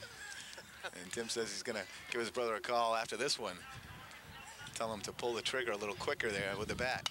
Well, that's an extremely important strikeout and an important out with the bases loaded and nobody out. Now the double play's in order and he can get himself out of the inning without giving up a run. And Thorne Academy can ill afford to let Portland off the hook in this situation. They have to take advantage of every chance they get, because Portland will get momentum on their side if they can work out of this without allowing any runs, and they'll be pumped up with the bats coming up in the next inning. So you'd like to see them do some damage here. The infield is drawn in for the play at the plate. Except around second and short. They're going to work the double play there. Right. Striker swings and misses, strike 2, so 0-2 quickly. It's got a good off-speed pitch. Baumauer definitely working the off-speed curveball. 2 quick strikes now. With 1 out, Jay, could you conceive that Coach Verrier would put something on in the way of a safety squeeze or a suicide squeeze here, just to get things rolling and get things running a little bit? I might You don't want to make the 3rd out at home or at third base, but there's only 1 out now. You might want to take that chance. With 2 strikes now, though, we won't see it. And there's strike 3. Before the 2 strikes, you might chance it and go for something like that, looking for the insurance and looking for a little play that could confuse Portland and, you know, possibly pull something in there. And not only that, but take away the possibility of a force at any base. That's right. Even if you're thrown out at the plate, you've got both runners still moving, so you've got 2 outs and runners on second and third instead of the force play on at any base. Now falls on the shoulders of Dondi Wright, number 6. And he looks at ball 1. And so it's doubtful with 2 outs that we'll see that. Baumauer has really done quite a job here in getting, first loading the bases and finding himself in a bases loaded situation, I should say. He didn't contribute completely to this, but 2 strikeouts. Ball 2 now. Wright works himself ahead in the count, 2-0. And if Baumauer can get Wright to make the 3rd out without scoring a run, I think he's done quite a job. He's mixing his pitches up well. Mixing his pitches in here and looking for a strike, though, and he gets it there. Catcher's doing a nice job at stealing a lot of strikes. Both catchers quick with that glove to just snag it down a little bit, and the umpire biting on each and every close opportunity. 2-1 now. Looks like the Thornton track team is walking by right here. Swung on and fouled back. And the count evens up. So Baumauer all the way back now. After inheriting runners at first and second, he walked first man he faced, Nason, and then he struck out the next 2 in a row. And he's now got the count 2-2 to Dondi Wright, who doubled his last time up. Just overheard Tommy Langstaff saying that they pulled off a victory in the track meet. Ball 3, 3-2, so 3-2 count, bases loaded, 2 outs. All the feet will be moving. Nason at first, Cook at second, Kamari at first. They'll be off on the pitch. It's up to Dondi Wright, the center fielder, to deliver. Did sound that Langstaff went by, and as he went by talking to one of the fans in the stands, Thornton Academy did win the track meet, and he did wind up with first place. Nothing surprising there. Not really. The win in, Langstaff winning 3. Kid was born with wheels. I'd love to see the kid move on and play football somewhere. 3-2 delivery, ball 4. Oh, he called a strike 3. Ball 4. Unbelievable, unbelievable. The ball was Berry comes down. the ball was in the dirt. The catcher snatched the ball off the top of his shoe tops, and it was called third strike. This ball umpire, 4, Thornton Academy has a run, and the umpire so far has made numerous bad calls, but that one will take the cake there. We'll be able to see that on instant replay. It wasn't even close. Wasn't even close. There's nothing even to watch back. Unbelievable. Wright's heading down the first baseline. The catcher's going over to pick up the ball to throw it back to the pitcher, and the umpire calls strike 3. I would guess that this umpire works the second shift someplace, and he's due at work at 3 o'clock. He's trying to get out of here in a hurry. Now, what a terrible call. I can't believe it. Stole a run away from Thornton Academy. And that could be a major, major factor in this game. If the Absolutely. Bulldogs come back and get themselves in this, the umpire should be definitely quarantined off from the players, because they're going to have some not too kind words at the end of this one, if that is the case. But with the... I can't believe it. Gimme. Oh, good grief. Pitch is umpired here. No question. It looked like he wanted to call strike before the pitch was even delivered, like he had his mind made up that he was going to call a strike. What's that umpire's name? Boomhauer? We got to get his name just so we can give him credit for this outstanding work he's been doing all afternoon. And with the emergence of cable TV, a lot of these umpires now get put in the limelight a little more, and they're probably not too favorable on the fact that these games get videoed and watched back on local cable TV. Portland catcher thought that was ball 4 too. It's true. He he started did. to pick it up to throw back to the pitcher. There's no question. He wasn't running off the field. So Levine has to come out and work the bottom of the 5th. Trojans holding to a 3-0 lead, but leave 3 men on in that last inning.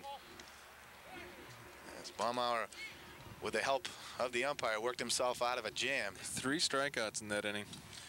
Baumauer came in and walked the first man he faced, then struck out the next 3. So Thornton Academy will have to keep their heads in it and try to put down any momentum Portland might have built.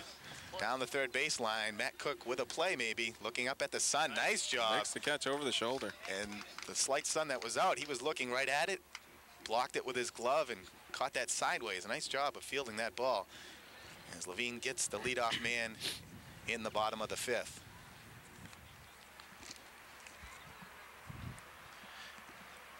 And now Napolitano steps up to the plate. Left fielder.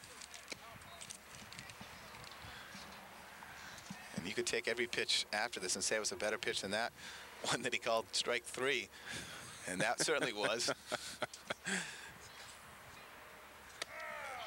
Strike 1.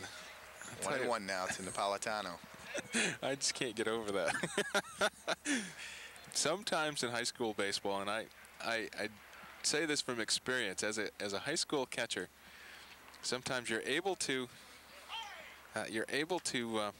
influence the umpire's calls a little bit, not so much by moving the ball back into the strike zone, but by your actions behind the plate. And I can remember on a couple of occasions actually taking the ball, which would have been maybe a ball 4 or a ball with 2 strikes on a batter, and rolling it out to the pitcher's mound and running off the field, definitely showing confidence that that pitch was a strike, and have the umpire not really be sure and call it a strike just because he's so certain that it was. You've made him so certain. And I know from experience that works a couple of times. But let's note that Gaudette was falling down trying to make the play. Cradell with it, bounces off, trying to get the fleet-footed Napolitano, and the ball bounces off. Got him. Oh! These umpires are in cahoots with somebody. Like you got him in the belt before you get back. It did, but didn't that ball bounce off something? It obviously bounced off something. Didn't it look like it dugout came back to Nason. Bounced off right the inside of the dugout or the outside? It must have been the facing of the dugout. Yeah, which keeps it in play. Otherwise, he'd be standing on second base right now. He made the turn for second. Exactly. That's what allowed the attempted play to be made. But he stays on first, and that'll be an error on Crutto as he bobbled the ball slightly, and Napolitano can fly down the line, especially coming out of the left-handed batter's box. Oh, we may have another. Another double play. Can we get it? Four, six, yeah. 3. And this is phenomenal what we're seeing this afternoon. The third 4-6-3 double play, the fourth double play for the Trojans in 5 innings, and they hold on to their 3-0 lead at the end of 5 in Portland. Thorne Academy 3, Portland Bulldogs nothing. You're watching Thorne Academy High School Baseball on CTV 30. I think Crutto set us up on that one.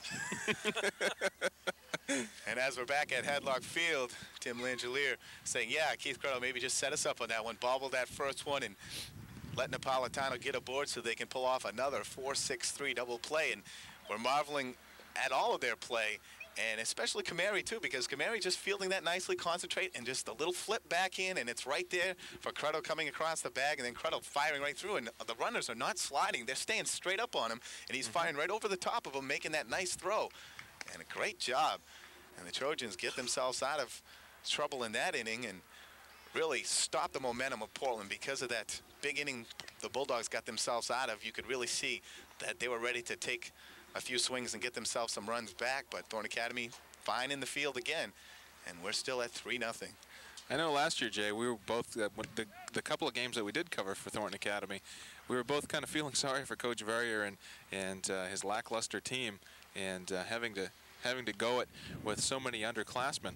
And I'll tell you, that experience certainly has paid off. It's obvious today these guys have got some experience, and they know what it's like to have to really have to come through with the big plays. And so far they've done it with the double play today. 4 double plays, 3 double plays started by the second baseman, and 3 4-6-3 double plays. It's been absolutely amazing how well they've handled themselves in the field in comparison with last season. I can't say enough about, and I'm sure, Tim, you'll agree with me on this one, what this victory, if indeed it does happen here this afternoon, over a team like Portland at their home field will do for the confidence of the Trojans. This would be a great confidence builder for these kids. Because, you know, playing Portland over the years, you know what a fine team they always have. 3 wins in 3 games. That's as many wins as they had all of last year. That's a tremendous boost. And if things continue, there's no reason you see the outstanding fielding, and if the pitching can hold up, if they can keep the arms fresh, Trojans could find themselves in the heat of things this year. The only sad part about this whole thing, if it does turn into a win for the Trojans, is that it won't count in the Telegram League's standings. Exactly. These 4 teams that they start the season with, they all play them once again during the year, and those times they play them counts for the Telly, and the first 4 times count towards the state, which are 2 separate entities, and it's very difficult to understand how it all works. Kind of just wait to the end of the season and see where you are in each different bracket. But if there is a bright lining to that cloud, it's the fact that when they do face Portland again, it will be on their home field. Coach Various mentioned to me earlier in the season that he was only worried about his hitting, and today it doesn't look like he needs to worry about that. He's had a few doubles, some clutch base hits. Very timely hitting, and that time just inside, if anywhere. And the umpire maybe trying to give one back, but he owes us a couple because that last one would have been a run, and the base is still loaded with 2 outs. That walk there to start the inning is not a major deal. It certainly isn't, because that walk right there would have meant a run last inning, and that's where it should have been. We got a little action in the TA bullpen. It's kind of hard at this distance. It's hard to tell who it is throwing. Kevin Gobiel, I believe. Crutto pops it up behind shortstop, left fielder Napolitano coming in, and he makes the play to record the out on Keith Crutto. I do believe that is Kevin Gobiel warming up down there. Looks to be Kevin Gobiel warming up, and the word we got that Gobiel would probably be in relief today of Langelier. And with the 9-inning games, you pretty much got Levine. Levine. you pretty much got to split duty with these pitchers. It's kind of tough to expect a young kid to go up there and throw 9 innings. Especially in this weather. Strike 1 to Levine. Especially, right, especially in this weather, and especially with some of the long innings that Levine's had to spend in the dugout, with his team doing a lot of action on the base paths. Little fluttering curveball, and a lot of fans and teammates of Portland looking for a strike there, only because the umpire's been so generous with other pitches, but not even close to a strike.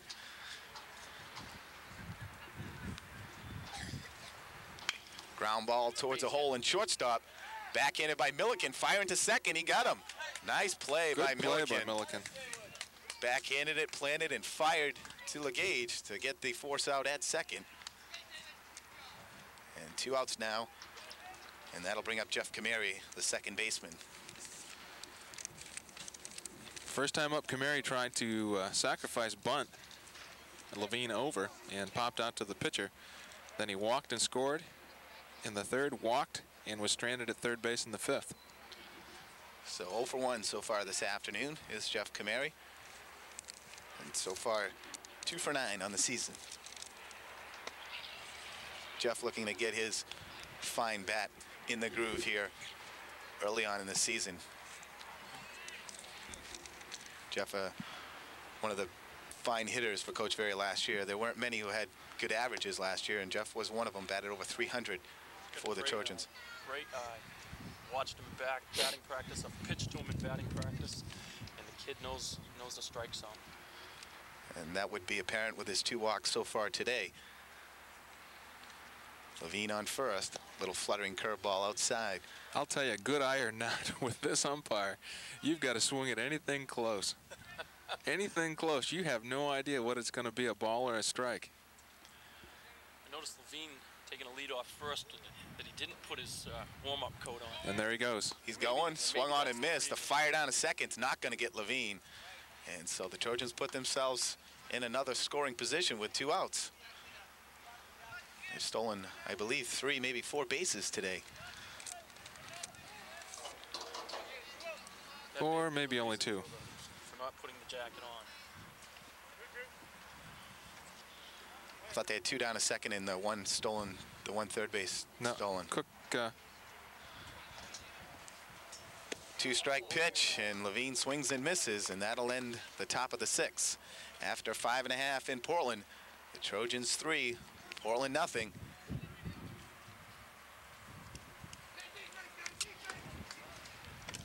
I think Cook was probably running with the pitch, and Nason drove him in. Yeah, he did. He took back in the third.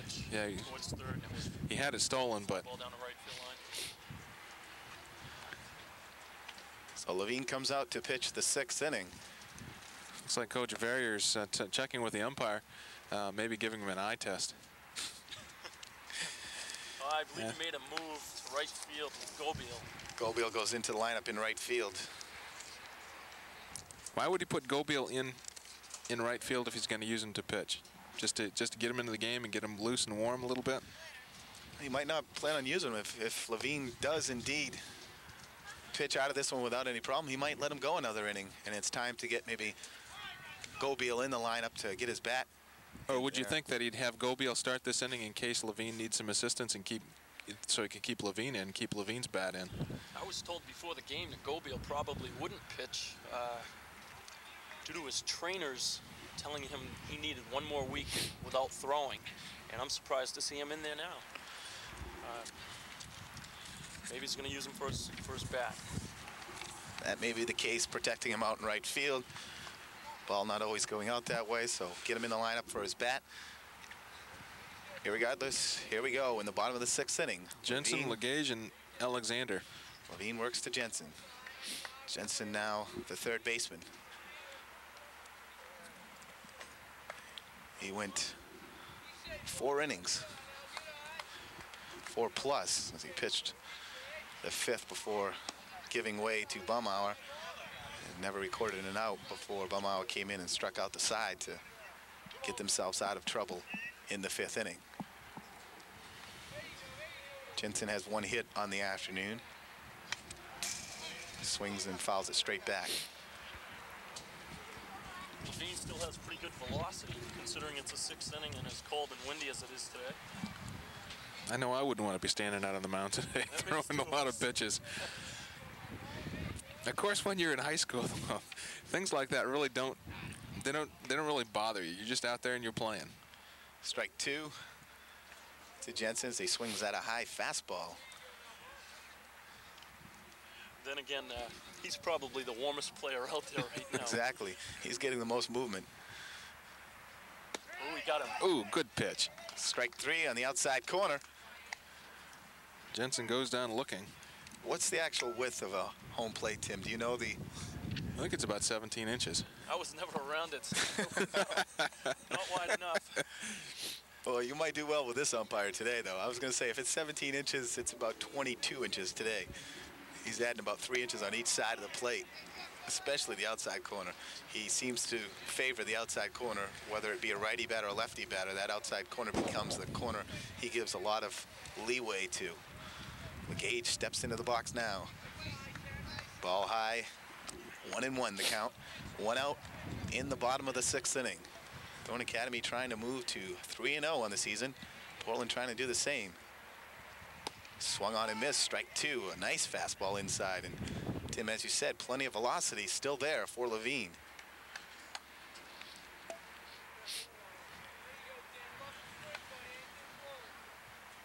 A little high.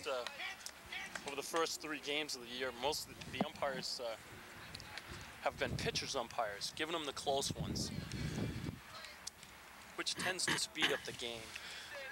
And with the cold weather and early in the season, maybe that's something they do intentionally. As the season progresses and warms up a little bit, maybe they're more willing to let the favor go back towards the batter.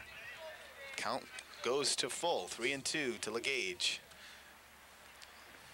Strike 3, see you later. He took a beauty that time. You can't even question the umpire on that one.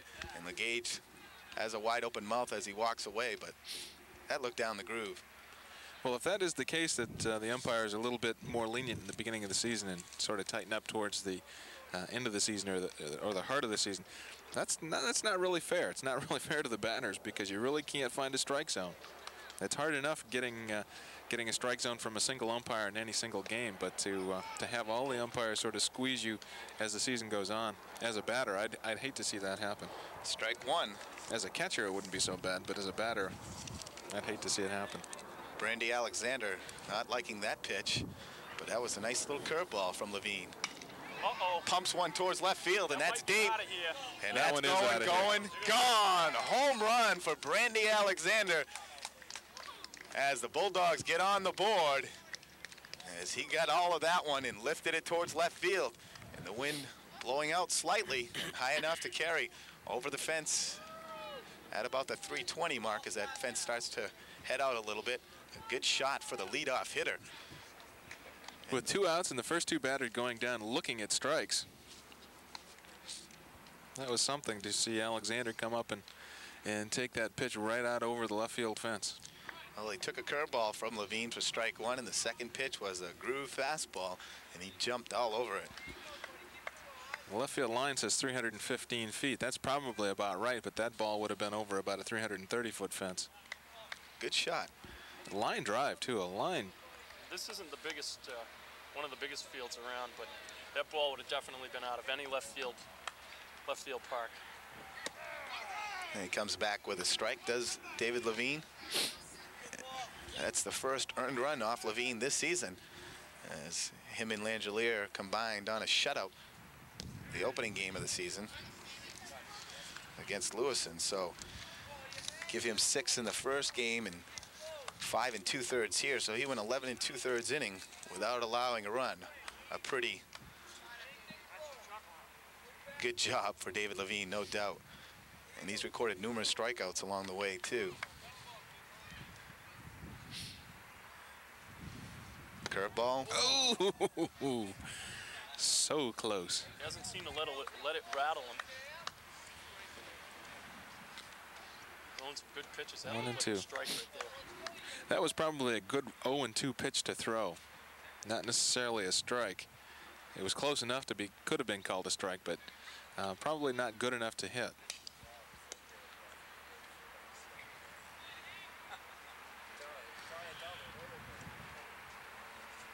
He must think that's Phil Negro or something. Well, when Levine got that was the home run ball, but they got back in and threw it to Matt Cook. Cook, oh, 3 straight. Strikes out the side, but a home All run. looking, too. So Thornton Academy gives up 1 run. The Bulldogs get themselves on the board. At the end of 6 complete at Hadlock Field, the Trojans 3, the Bulldogs 1. You're watching high school baseball on CTV 30. We're back right after this.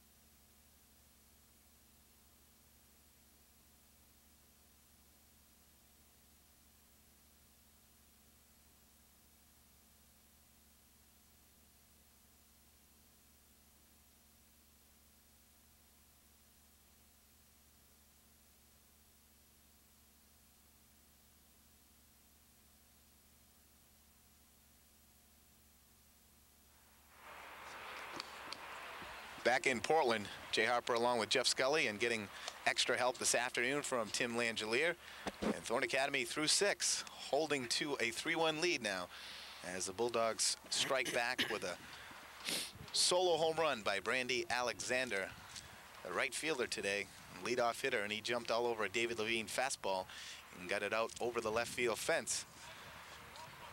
Actually, I think that Levine, considering all the double plays, up until the home run, had faced only 1 batter over the minimum that he would have faced in 6 innings.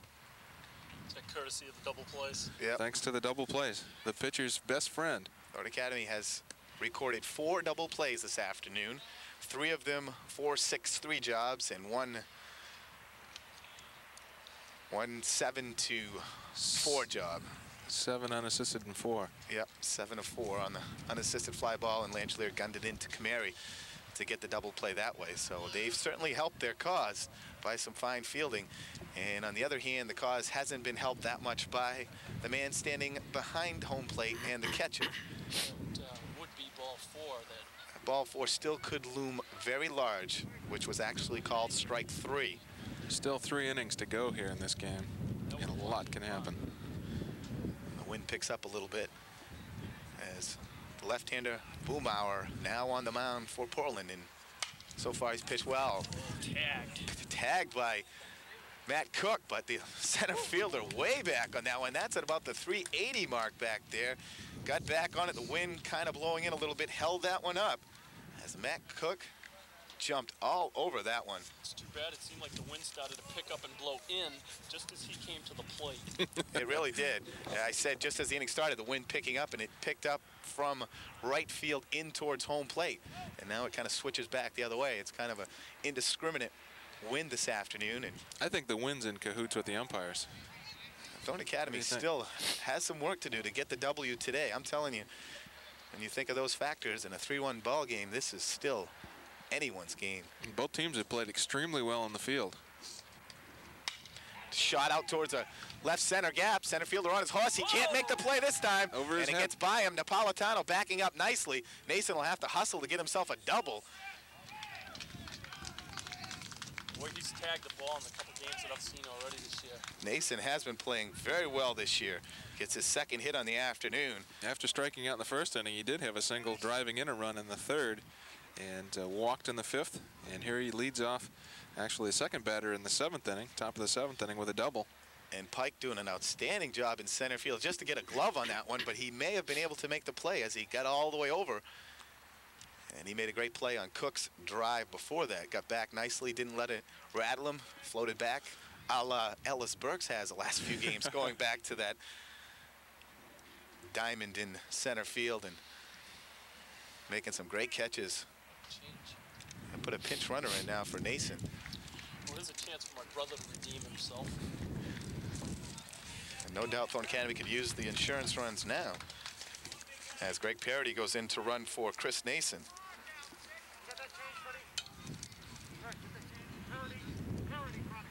I think, Jay, if Cook's long fly ball would have been to left field, it would have been on the railroad tracks. That ball was tagged. It was. There's no question, because 400 feet to straightaway center, that was definitely straightaway center. And it was about 20 feet from the fence, about 10 from the warning track, and the warning track presumably about 10 feet.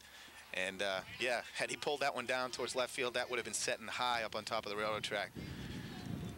Matt Cook showing a lot of jump in his bat and really exploded that one out there. But a great job by Alexander, actually Pike, in center field. And Langelier again finds himself behind quickly, 0-2. Tim, maybe it's the fact that you're up here in the broadcast booth got him a little jittery this afternoon. Could be. He's been waving at some curveballs.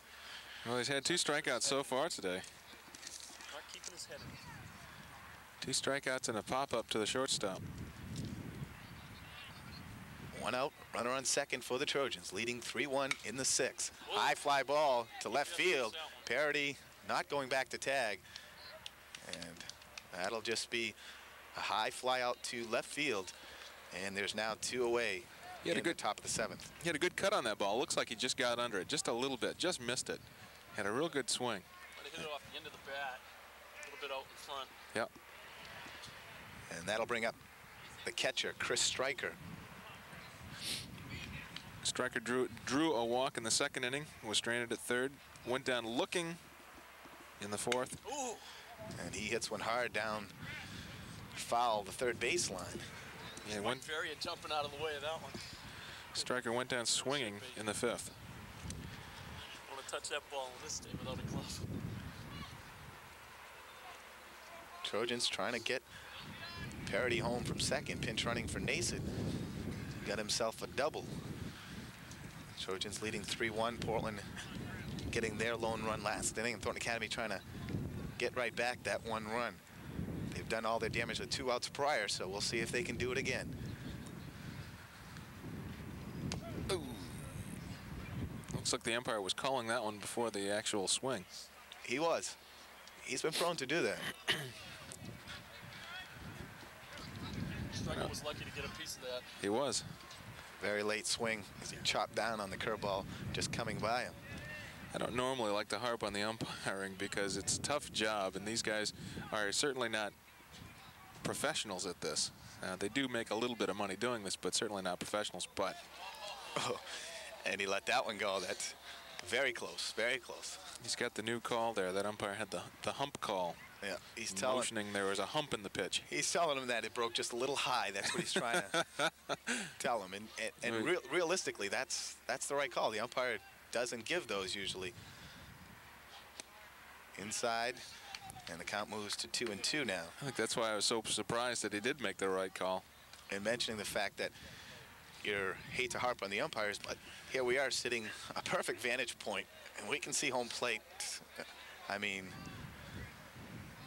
almost as well as he can, and maybe better. Ball 3, so Stryker works the count full now. 3-2, 2 outs, runner on second. We're in the top of the 7th inning. Trojans leading 3-1. Always seems like the catcher, when he comes to the plate as a batter, gets the benefit of the doubt from the umpire. High ground ball down the line. Third baseman stops it. Got a slide. He's safe. And not a heads-up play by Parody. Parody standing in the middle of second and third base, not knowing what to do. And Coach Varian finally says, get over here and make the slide into third. Had he tried to go back to second, he would have been dead meat, as he got hung up in between second and third on the ground ball down the line. I think he was counting on the fact that the ball was going to go down the line into the left field.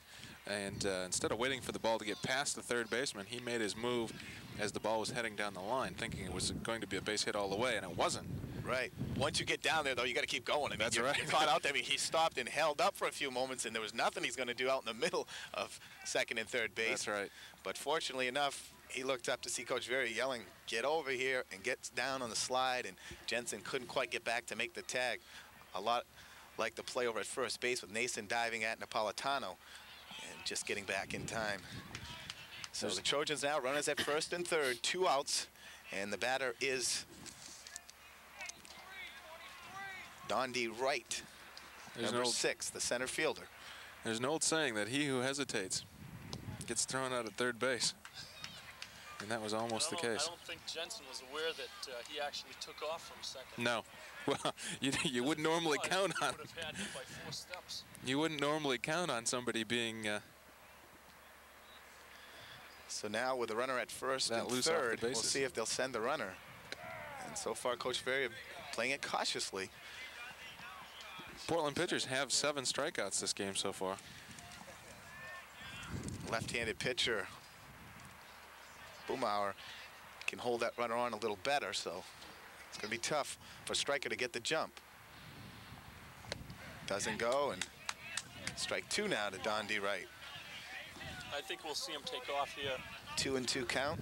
With the 2 strikes, yeah, the chances are that he will, and it'll be up to him to steal the base because the batter will get another pitch, and with 2 strikes, 2 outs, it'll just put yourself with him up to bat next inning.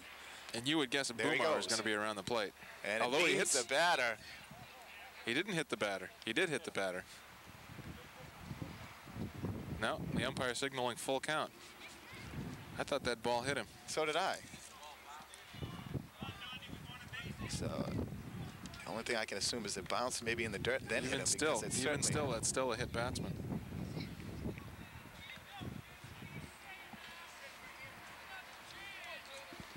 I don't know, count goes to full. Runners at second and third. So if Wright can drive one somewhere, he can pick himself up 2 ribbies. And here comes the 3-2 delivery.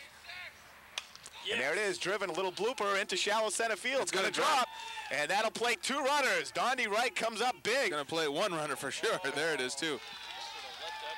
And Baumauer cut that one off, and maybe shouldn't have, but that would have been up the line a little bit and would have been a tough play for Gaudette to get up there and make the catch at all. Never mind make the catch in a tag. It looked like a short 2 runs, but for some reason, the runner on second was not getting off. Stryker was not getting off a good jump because you should score on that automatically. That ball's hit. As soon as it's hit, you're running. And if you can't score on a little bloop single like that, especially with something's 2 wrong. outs. Especially with 2 outs. That's He right. should have been running on You didn't see a little the bit, contact. Stronger effort from the center fielder at maybe making an effort at catching that. Instead of taking it on the bounce and trying to throw the runner out at the plate. That's right, because that runner, if he'd been running, that runner would have scored anyway, even if he'd made the circus catch. And he also gave up the base. Now a shot down towards right field. That's going to be in there. Another run will score, and the Trojans pick up 3 big runs here. Throw in the second. And balls are being... Gobiel just gets in, and yes, Coach Ferry bringing Gobiel into the lineup for his bat, undoubtedly, as he promptly comes in and smashes a double down the right field line, picks up an RBI, and the Trojans now lead 6-1. 2 big mistakes I've seen in the last 2 plays made by Portland is Baumauer on the first play cut the ball off that would have had the runner possibly at the plate, and the second baseman for Portland, LeGage doing the same thing. cut the ball off that may have had the runner at second base. And both throws were right on the money, right towards the respective bags, and both were cut off before they had a chance to get to the fielder. I'll agree with LeGage. He should have let that one go because that's bouncing in the dirt, a nice hop towards short, and I think they got Gobiel dead. I still think the catcher would have had a very difficult time because that ball was high and was fired. It was about 3 feet up on the plate. Well, and Gaudette would have had to scramble out because he was covering right at home. That's true, but Baumauer, I thought, was out of position in the fact that he was on the field. He should have been backing up the catcher anyway, and the play should have gone to the plate with the first baseman as the cutoff. Well, the key to that last RBI was Dondi. Another shot. That's towards left field. That Napolitano going back. over It's his head. his glove. Over his head. And the Trojans doing damage with 2 outs. Another double. And they now lead 7-1. And that's the freshman Keith Crotto ripping that one. Unbelievable. This kid has 2 hits, and you see the power in his bat as he cleared Napolitano's glove in left field. Napolitano sprinting back and just over his glove, rolling all the way to the fence. and he picks himself up another RBI, does Crutto. And the Trojans now 7-1. Give themselves a lot of breathing room here. Got to give Dondi credit for taking off to second on that throw from center field, which enabled Gobiel to get an RBI on his double.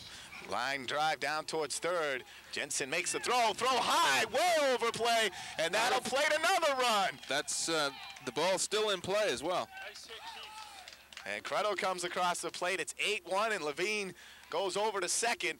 And the Trojans picking up 5 runs here in the top of the 7th, all coming with 2 outs. Every run today they've gotten has come with 2 outs. Pretty amazing, and the bats are alive and well right now. They are hitting everything hard. Good play by Jensen fielding the hard grounder, but then he just skied that over Vickerson's head at first. No chance for Vickerson. And that plated Crutto and allowed Levine to move on to second. Now Jeff Kamari up. 2 outs, runner on second once again. Kamari's the last batter in the lineup, but in Thornton Academy's lineup to not have batted in this inning, in the 7th inning, and here he comes, the number 9 hitter. The 9th hitter, I should say, in the inning for Thornton Academy. And Umara has to feel a little snake bitten out there. All this coming with the 2 outs. Handful of deuces. And that one's high towards left field. This should be the 3rd out. Napolitano settles under it and makes the catch, and that'll end the inning. The Trojans, though, pick up 5 runs on 5 hits. They leave a runner at the end of 6 1/2. The Trojans 8, Portland 1. We're back right after this on CTV 30. Okay, I'm going to keep tabs on this Crutto kid, man. He can play.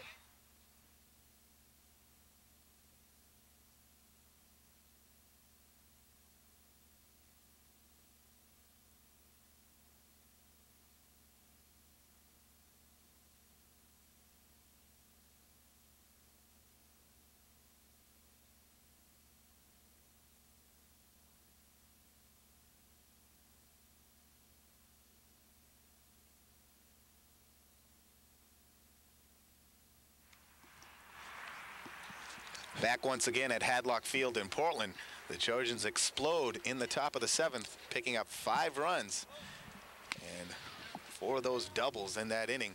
The Trojans now have 7 doubles on the afternoon and 2 singles, 9 hits, 8 runs. And all the damage has come with the 2 outs.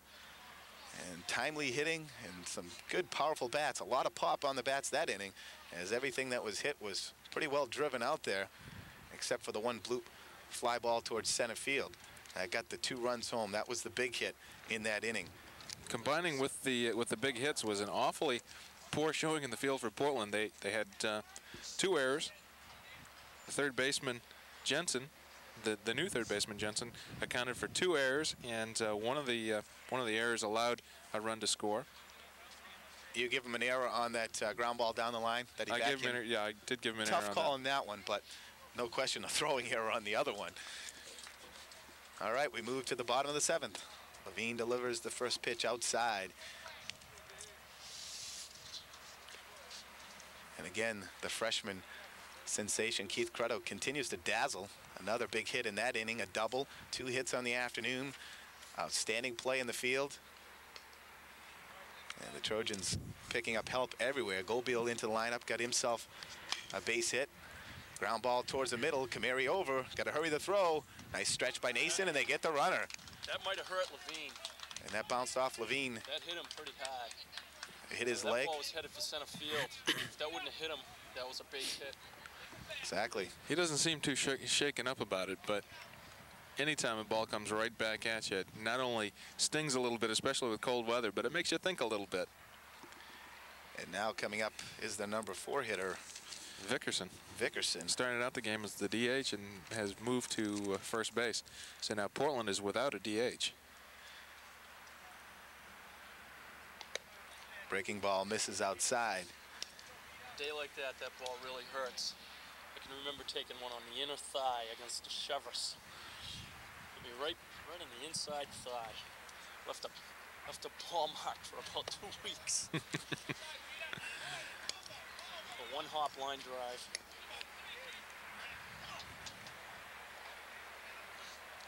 So Thornton Academy, after giving up that 1 run.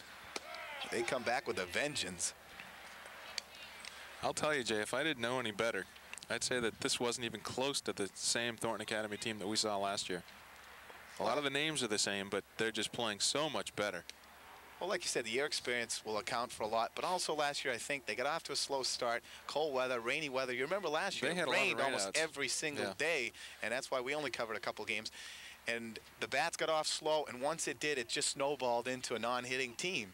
And which, you know, you look at these guys, you say they can hit. You know, I mean, Matt Cook was a prime example. He's an outstanding hitter, and last year he just could not get his bat going. And everybody in this lineup right now is hitting the ball well, except for their best hitter last year, Jeff Kamari, who is not that he's not hitting that well, he's just not hitting up to his potential. And a lot of those hits that you get throughout the course of a season are little bloopers or bleeders, and oftentimes when those Swung on and start missed. dropping in, Held on by Stryker, strikeout, recording the second out of the inning. So Levine now starting to come on in the strikeout department. 4 strikeouts in the last 2 innings. And that'll bring up number 6 for Portland. The pitcher now, Boomhauer. And he looked like he was sailing along through the 3 innings of relief that he had gone through, but all of a sudden, top of the 7th with 2 outs, Trojans played 5 men. Coach Verria's got to be pleased with the hitting from top to bottom in this lineup, and not just relying on his first, you know, four or five players in the lineup. He's getting it. Absolutely, right through the lineup. Everybody's getting the bat on the ball. Although Thornton Academy has, I believe they've struck out 7 times so far this game, but when they are making contact, it's solid. Not too many ground outs today for Thornton Academy. A high fly ball towards center field. With this wind, it could be a little bit of trouble. Wright goes back on it, makes the catch. So Levine has himself a 1-2-3 inning. And after 7 complete in Portland, the Trojans leading 8-1. You're watching high school baseball on CTV 30. Jay Harper along with Jeff Scully, getting some extra help this afternoon from former baseball standout for Thornton Academy, Tim Langelier, and our cameraman today, Mark Cantra, braving the wind and cold in Portland and seeing a delightful game so far. Some great fielding for the Trojans and certainly some outstanding timely hitting for Thornton Academy.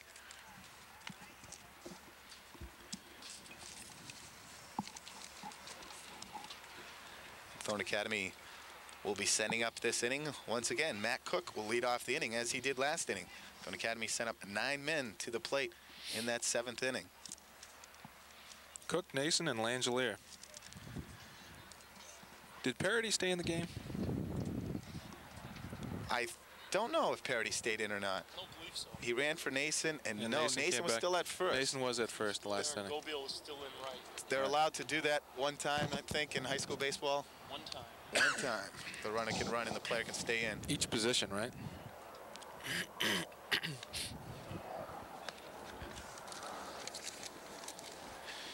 So Thornton Academy coming up here in the top of the 8th inning. And again, it'll be Cook, Nason, and Langelier. Thornton Academy has gotten 2 hits out of Dondi Wright today. Prior to today, he was 0 for 7 on the season, so Dondi scored 2 runs as well. He's got his bat going. And driven in a run. Stryker got himself a hit today, 2 clutch doubles by the freshman. which was Stryker's first hit on the day. Keith Credo 2 hits, the number 9 hitter in the order, and Kevin Gobiel coming in for Goslin picked up a big double in that 7th inning. So the Trojans definitely hitting top to bottom. The 2 people who aren't hitting are the 2 big pitchers. David Levine, of course, not expected to hit today, doing the pitching chores, but that's not always the case in high school baseball, and Guy Langelier so far hasn't picked up a hit. Curveball over for a strike to Matt Cook. I think the sun's starting to come out, but it's for my sake, it's a little bit too late. It is cold out here. Ball high, 1-1 now. And again, if you saw the 7 innings in high school ball, this one would be in the W column, and we'd be heading back to Stocko. You know, they're trying to do all these cutbacks on games and stuff. Just cut back the innings. And save Well, some times. they don't need to cut back on games. They may need to cut back on trips, but I'm amazed that in Maine they don't play double headers. They should have 2 7-inning double headers every time 2 teams meet. Yes. It'd save on transportation for sure, and you could get some more games in. Well, every Saturday they should do that. Two regular games during the week, 7 innings, and then go a doubleheader on Saturday. Or at least, if you're still going to stay avid about the fact you're playing 9, play 9 during the week on the 2 games during the week, and then the one Saturday, do the doubleheader with 2 7-inning games. Single game should be 9 innings, and get an extra game in, and that's right. You could save on bus trips, which that's the big deal with the MSSPA now. They're trying to save all this money. That's right. Strike 3 to Cook, and he's not pleased at all. That was a curveball that was up. Curveball up and out just a little bit. That's the 8th strikeout for Thornton Academy today, and I'll tell you, I don't know how many of those were really actually strikeouts. You might give them a half of those. 4 might have been legitimate Ks, and certainly 4 has been given by the man in the blue behind the plate. That's right. We've got four Trojans going down on strikes looking, and I'm not so sure that all 4 of those were strikeouts. Nason up to bat now. High fly ball. That might stay in play. It's going to be tough right over there. The pitcher, Baumauer, goes over and makes the catch. Grabs onto the fence. A good athletic play by the pitcher coming off the mound to get in there and make the play. And that'll set Nason down, and it'll bring up number 10, Guy Langelier, the left fielder. Langelier still looking for his first hit on the day. Well, if we continue our 2-out strategy for the Trojans, this is the time to start. Thornton Academy leading 8-1.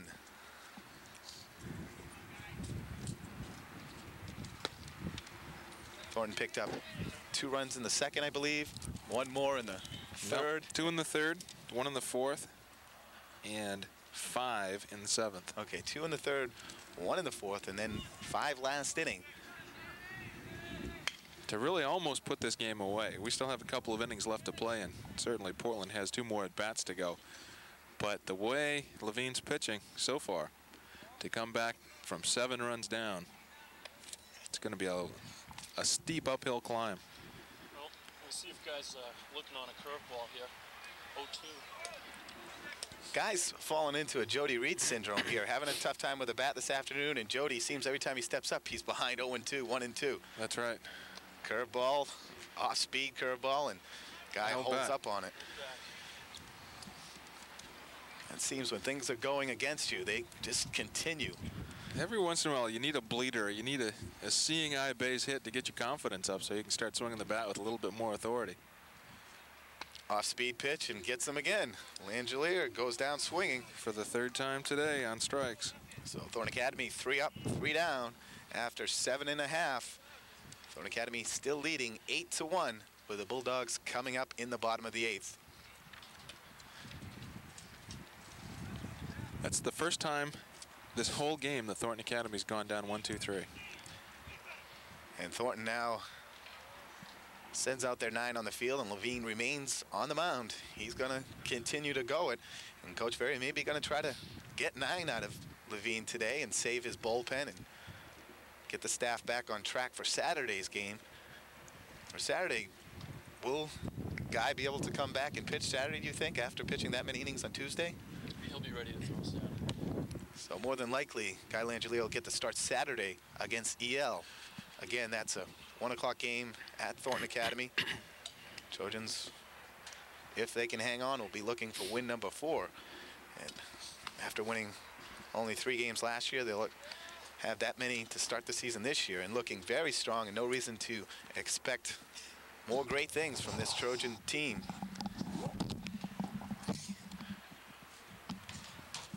Most of these kids are pretty smart. They all wear the long sleeves, all wear the jackets when they're not pitching. Stay warm, and that's the key to saving your arm. You really have to. And you can't say enough to these kids. I just started to help Rick Roy, who's coaching the 7th grade team, Saukville Middle School 7th graders. And of course, you remember 7th grade. That's your first year you step up from Little League to the Big Diamond. It's a very important year, and it's a tough developmental year for a lot of these kids. And they're not used to worrying about sore arms or any of these things, but when you throw that longer distance, you really got to worry about it. And I was telling some of the kids yesterday as I went by to help coach a little bit, you know, really stretch out. I'm sure you can't say that enough, Tim, as a former pitcher and all the years you played. I mean, really stretch that arm. Go against a fence, push off, stretch it, reach back, stretch your arm, and then loosen up real lightly as Napolitano starts off with a base hit to right center, leading off the bottom of the 8th. He just reached out and slapped that one into right center field. It's so important to stretch those arms and then start off warming up very short throws and loosening up gradually. Just don't walk up, pick up a ball, and start firing the ball, because with this cold weather this time of year, it can really do damage to your arm and maybe something your arm won't recover from the rest of the season. It's true. You notice all your big-name, hard-throwing pitchers from the South, where it's nice and warm year-round. Roger Clemens, Nolan Ryan. Ryan's, what, 45 years old? The guy can still throw 90-plus. These guys are all from the South. Never thought of that. That's an interesting point, huh, Jeff? Think about the warmer weather pitching down there. The big guys never have to worry about that real cold weather, and it's just the muscles are tighter in the colder weather, and they don't loosen up. Well, of course, the college teams around here now, even the University of Maine, they're getting in an awful lot of games, and they start really playing. Fly ball to center field, and camping under it out there. I don't believe that's Dondi Wright anymore. It looks like a new player out in center. For the University of Maine and Southern Maine as well, they all go south. They all go south and get a lot of games in before they come up here and start their northern season. They almost like have two seasons, northern season and a southern season. But when you're in high school and you can't get out to the ballpark to start playing until the middle of April, you've got a short season. And that's good and bad for the college. A fly ball towards right field, and camping under is Gobeil, and they'll get the second out. And that's Jeff Perigo now into Coach Varia's lineup in center field, who made the catch on that last fly ball. Perigo, number 15, now playing center field, and that time Kevin Gobeil in right field. So we got 2 outs, runner at first, and this will bring up LeGage, the fleet-footed second baseman. Tough thing, though, for those college players, the good and the bad, is you get the nice warm weather and you get used to it and you're in a groove, and then you come back to this stuff. And there's still snow on the ground at your home field. It's tough. I mean, you can't say enough. Ball outside, 1-0 now, as Levine works with 2 outs here in the bottom of the 8th inning. I know a lot of the high school teams down in Florida and Texas and down south, even as high school teams, they'll play 75 and 80 baseball games in a season. And they start playing in January and February. You can turn on ESPN and see college baseball games in the middle of January. It is a vast difference, no question, and definitely at a disadvantage here in the North.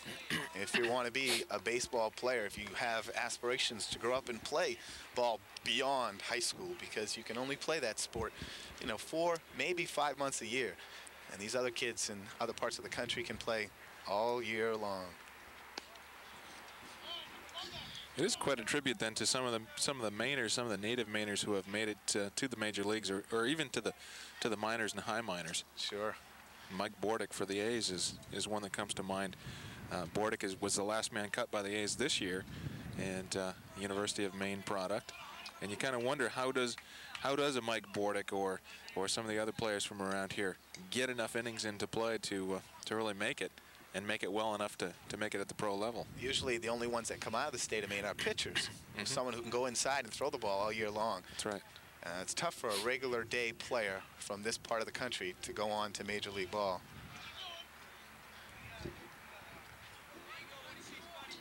Okay, LeGage draws a walk, so 2 on, 2 outs in the bottom of the 8th. Portland trying to get themselves something going here.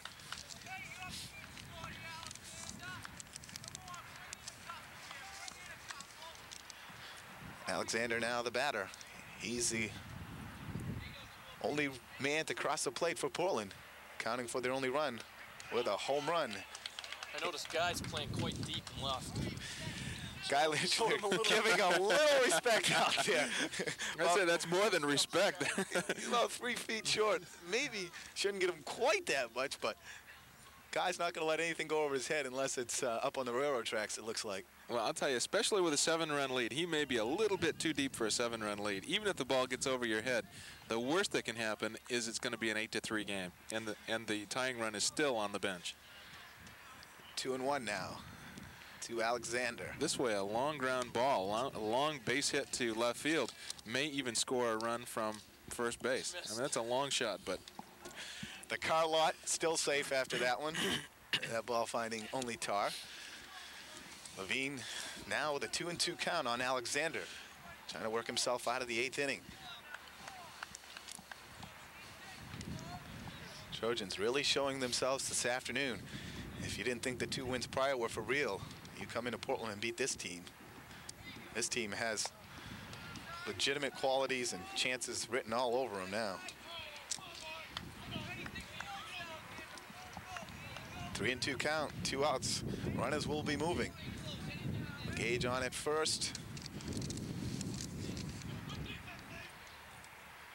And there they Runners go. are going. Strike Strike three. three. Got him on a fastball. Swung on and missed. Striker hung on to the foul tip. Striker hung on. Yep, Striker doing a great job. That was just tip fouled. And for the second time, he's done that in the last few innings. Striker hangs on, so the Bulldogs leave another couple. They get themselves a hit and a walk, and they leave 2 at the end of 8. Thorne Academy holding the 8-1 lead. And we got ourselves one more inning here in Portland. Jay Harp along with Jeff Scully, our cameraman Mark Cantra, and getting added assistance today from Tim Langelier.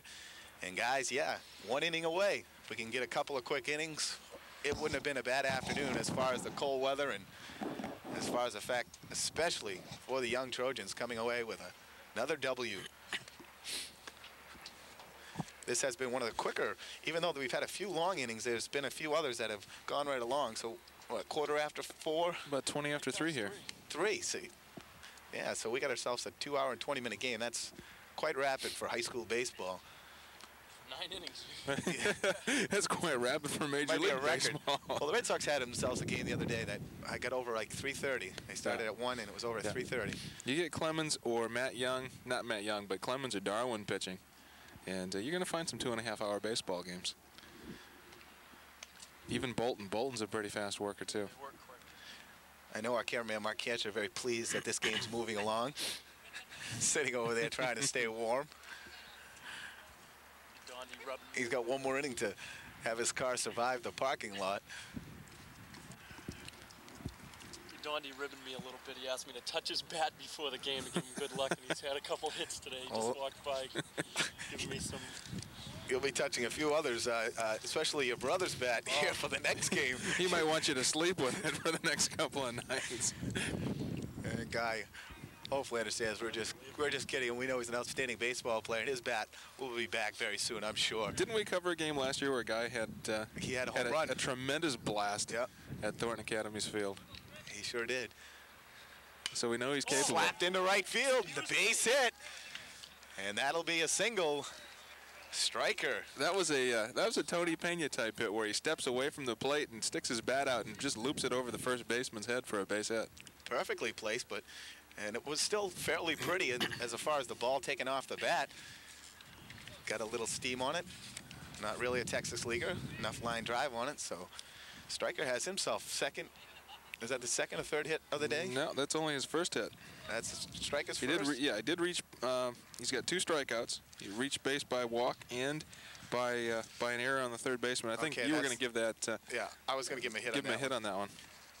We'll see what Coach Varia's playbook gives him on We'll that call him a 1.5 hits so far. This looks to be Perigo. Is this Perigo? Yeah. This is Jeff Perigo, just inserted into the lineup for Dondi Wright in center field, getting his first bat on the season. First at bat, he's 0 for 0 so far this year, so he could really have his average jump up a few points. I'd say. About 1,000 if he could get himself a base hit. About as big as you can have it happen. Swung on, strike 2. I've got some mid-morning plans with my brother and Jeff Kamari and Matt Cook for tomorrow morning. We're going to be getting the pitching machine out, taking some extra hitting. This is not during practice, just some extra hitting on their own. Perigo goes down. It's dedicated, and it's starting to show. 8-1 over Portland. I don't remember beating Portland 8-1. That's true. I don't remember beating Portland. That's what I was going to say. A lot of I bet you'd have years, to go a ways back to find that happen. It was tough to beat Portland. There's a few teams that have done it here and there. You know, Thornton does have the potential of having a lot of respectable baseball teams over the years, and here and there they've put together some fine seasons, but Portland notoriously always outstanding ball players. Well, you take away the 7th inning of this game with a couple of errors and four doubles from Thornton Academy. Don't want to call that a fluke, but that is a bit unusual to have 4 doubles. You take away that inning, and this is a 3-1 game. Portland definitely. Both teams playing well. Portland definitely feeling a little bit snake bitten because all the damage came with 2 outs. He's not going to catch that. No, and that's going to be just a foul ball. Boy, you have to question the fact of Vickerson being over there at first base. I think Vickerson must be related to Sam Horn. Sort of finds himself in an unusual position around first base. We were teasing saying Cecil fielder earlier, but Cecil a much better fielder than that. Not to discard Vickerson, but I think he did start out at the DH. He did. Yeah. He did. He may be able to hit the he ball, was forced into duty because of the pitching change. and he's So new life for Gobiel, There's puts a it in the base hit in the hole. hole. Base hit, a seeing eye single, just past the glove of Milliken. And the Trojans have something working again. Gobiel got himself a couple of hits now. a double and a single last 2 at bats. And Tim was saying, and we all concluded that maybe it's just the bat. That's why he's in there, because he's a little injured, the sore arm, and that's seems to be the case. 2 ups and 2 base hits. A double and a single for Gobiel now. Runners at first and second, and that'll bring up the hard-hitting shortstop, Keith Crotto.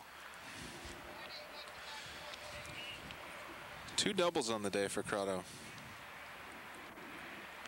How many RBIs does he have? 1, 2. 2 RBIs. No, I take that back. Looks like he's got. No, he does have 2. 2 RBIs. 2 RBIs. That's right. He got one the first time. So. For the freshman. And 3 DPs turned around the bag at second. And there's another shot down the line, but that'll be fouled by about 15. This kid must be what? How old? Maybe he grew up in the South. What do you think? 16, You think he 16 played years his- old? Oh, I doubt it. I bet 15? he just turned 14, probably 14 or 15. Yeah, freshman year. The kid can handle himself. Yeah, I was 14 as a freshman. I didn't turn 15 until after my freshman year, so 14, the most 15 years old, and it's quite phenomenal what this young man is doing. Well, I'll tell you, if there has to be a player of the game, he might be in strong contention right now. No question. Good eye. Levine's pitching would have to be considered, too. I mean, it would be hard to pick because everyone has contributed. excellent poise for a freshman.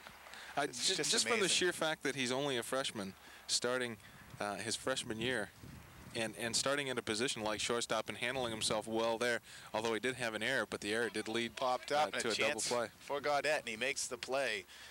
And so that's 2 outs here in the top of the 9th inning. Crotto just got a piece of that and it held in. It's too bad. Wasting a tough at bat right Okay, there. well, I take it all back then. No, I'm just kidding. I think he's going to be a good one for years to come for Thornton Academy. Oh, any kid that can step up to this level at this young, you know to expect great things from him.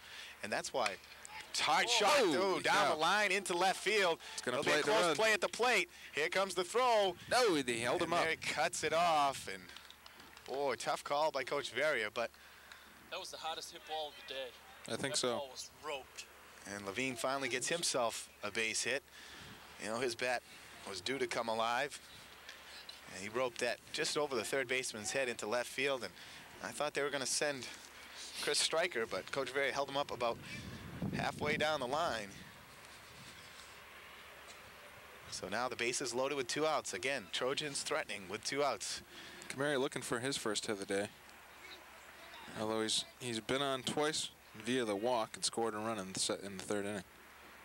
Little floating curveball up near the head. You want to get him to take one for the team there and bring in a run.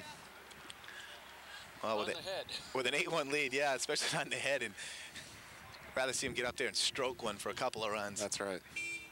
Low and in the dirt. Nice stop by Gaudette. Gaudette showing outstanding skills behind the plate for Portland. Coach Fred James really probably doesn't have that much confidence in his bullpen, or doesn't have much of a bullpen. Boomhauer has been in trouble, and here he's got the bases loaded again. Fly ball towards left field. Going back is Milliken, coming in as Napolitano. It's Milliken making the catch, and that'll end the ninth for the Trojans. They leave 3 runners in that inning, but after 8.5, they hold a 7-run lead over the Bulldogs. Our score, Stone Academy 8, Portland 1, as we move to the bottom of the ninth.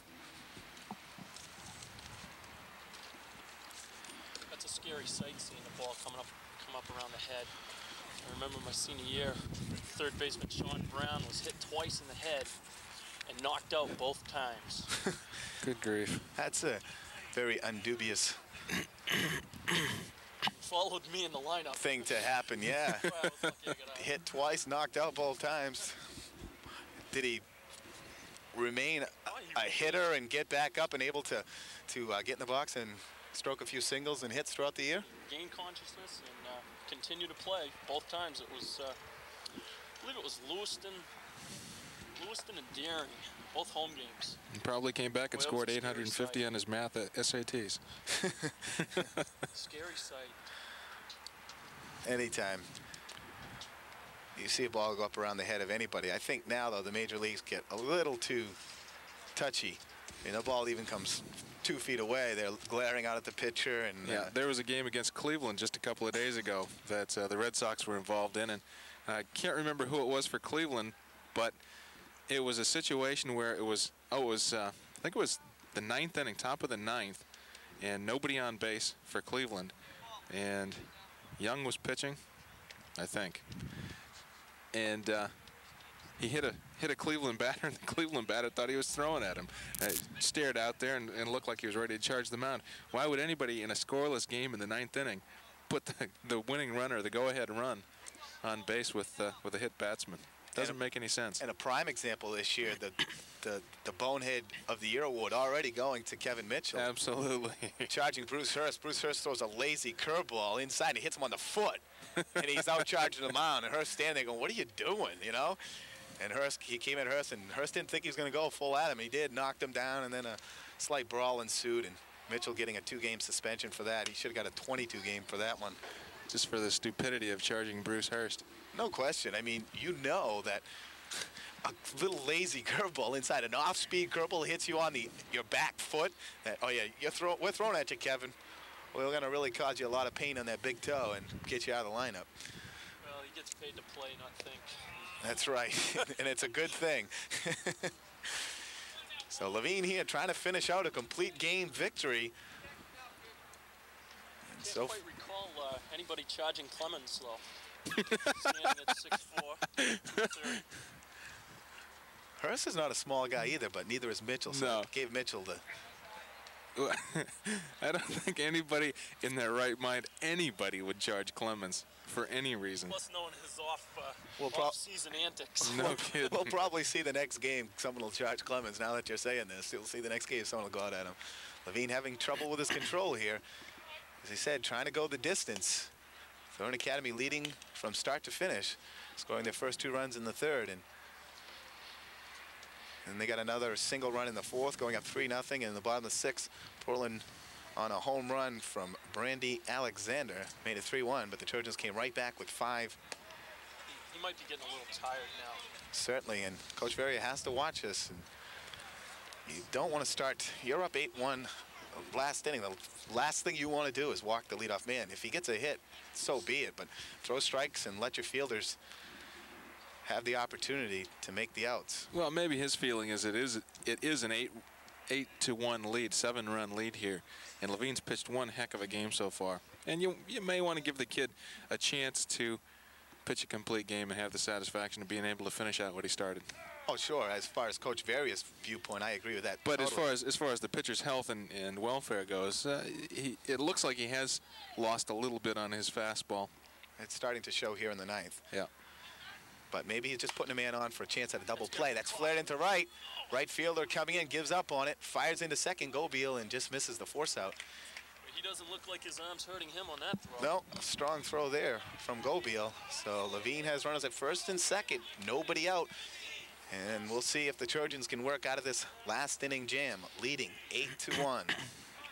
And that was a seeing eye single just over Kamari's head and just in front of Kevin Gobiel.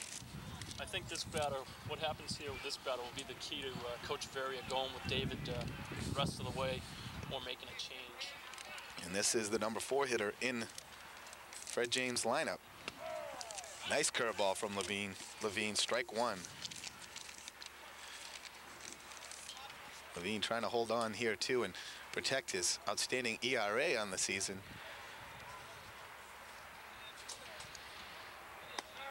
It'll be little right around 1 if he gets a complete game victory here, with only allowing the 1 run. He went 6 scoreless innings to start the season, and 9 innings here with just 1 run.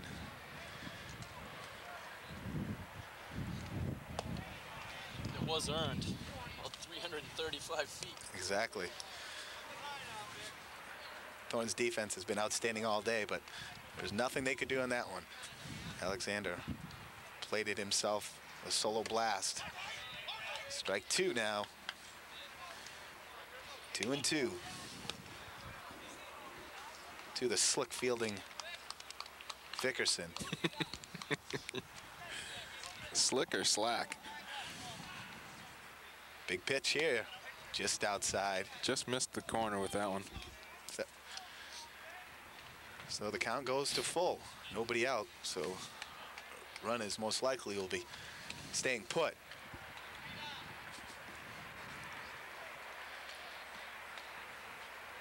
Although.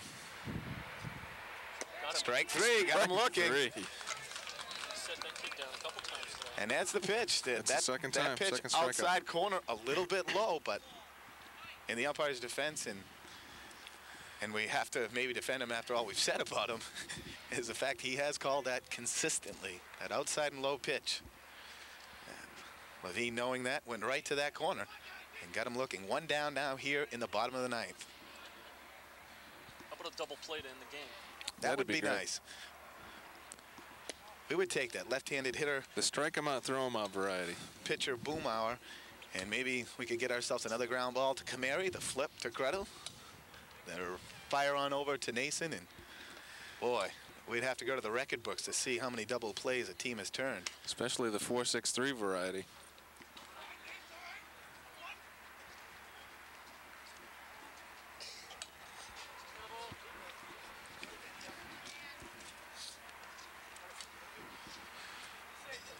Any idea who your guest is going to be on your next show, Jay?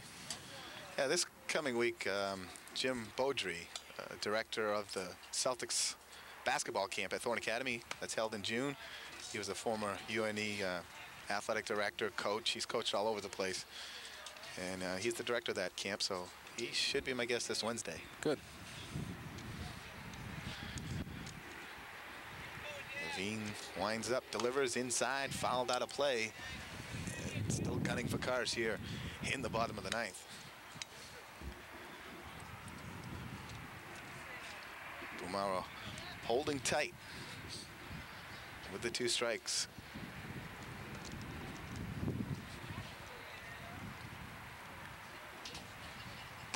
Oh, no. See, again, it's that inside corner he doesn't give. He'll give the outside corner. That's where he calls all the strikes to right-handed batters, but to a lefty, he won't give that.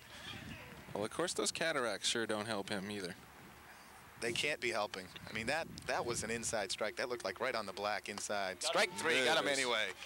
Levine earns it the old-fashioned way, blazes it by him swinging.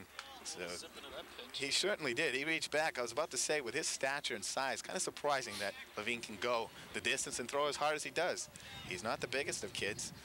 Guess 5'7", 5'8", probably weighs about 155 pounds. Maybe. But boy, he sure looks big on that mound this afternoon and has throughout his career. Every time we've seen him pitch, he's been outstanding. Strike 1 to Napolitano. Napolitano having a decent afternoon, a couple of hits for him. 1 hit. Close. One's almost a couple. Slap towards left field. This could end it. Langelier looking up. And he makes the grab, and the Trojans move on to 3-0. Unbelievable. Who would have ever guessed not only that they would have won the game, but so convincingly 8-1 over the Portland Bulldogs. who came into the game at 2-0. Exactly. Portland falls to 2-1. Thornton Academy moves to 3-0. We're going to take a quick pause and come back with closing comments here at Hadlock Field in Portland. We're back right after this.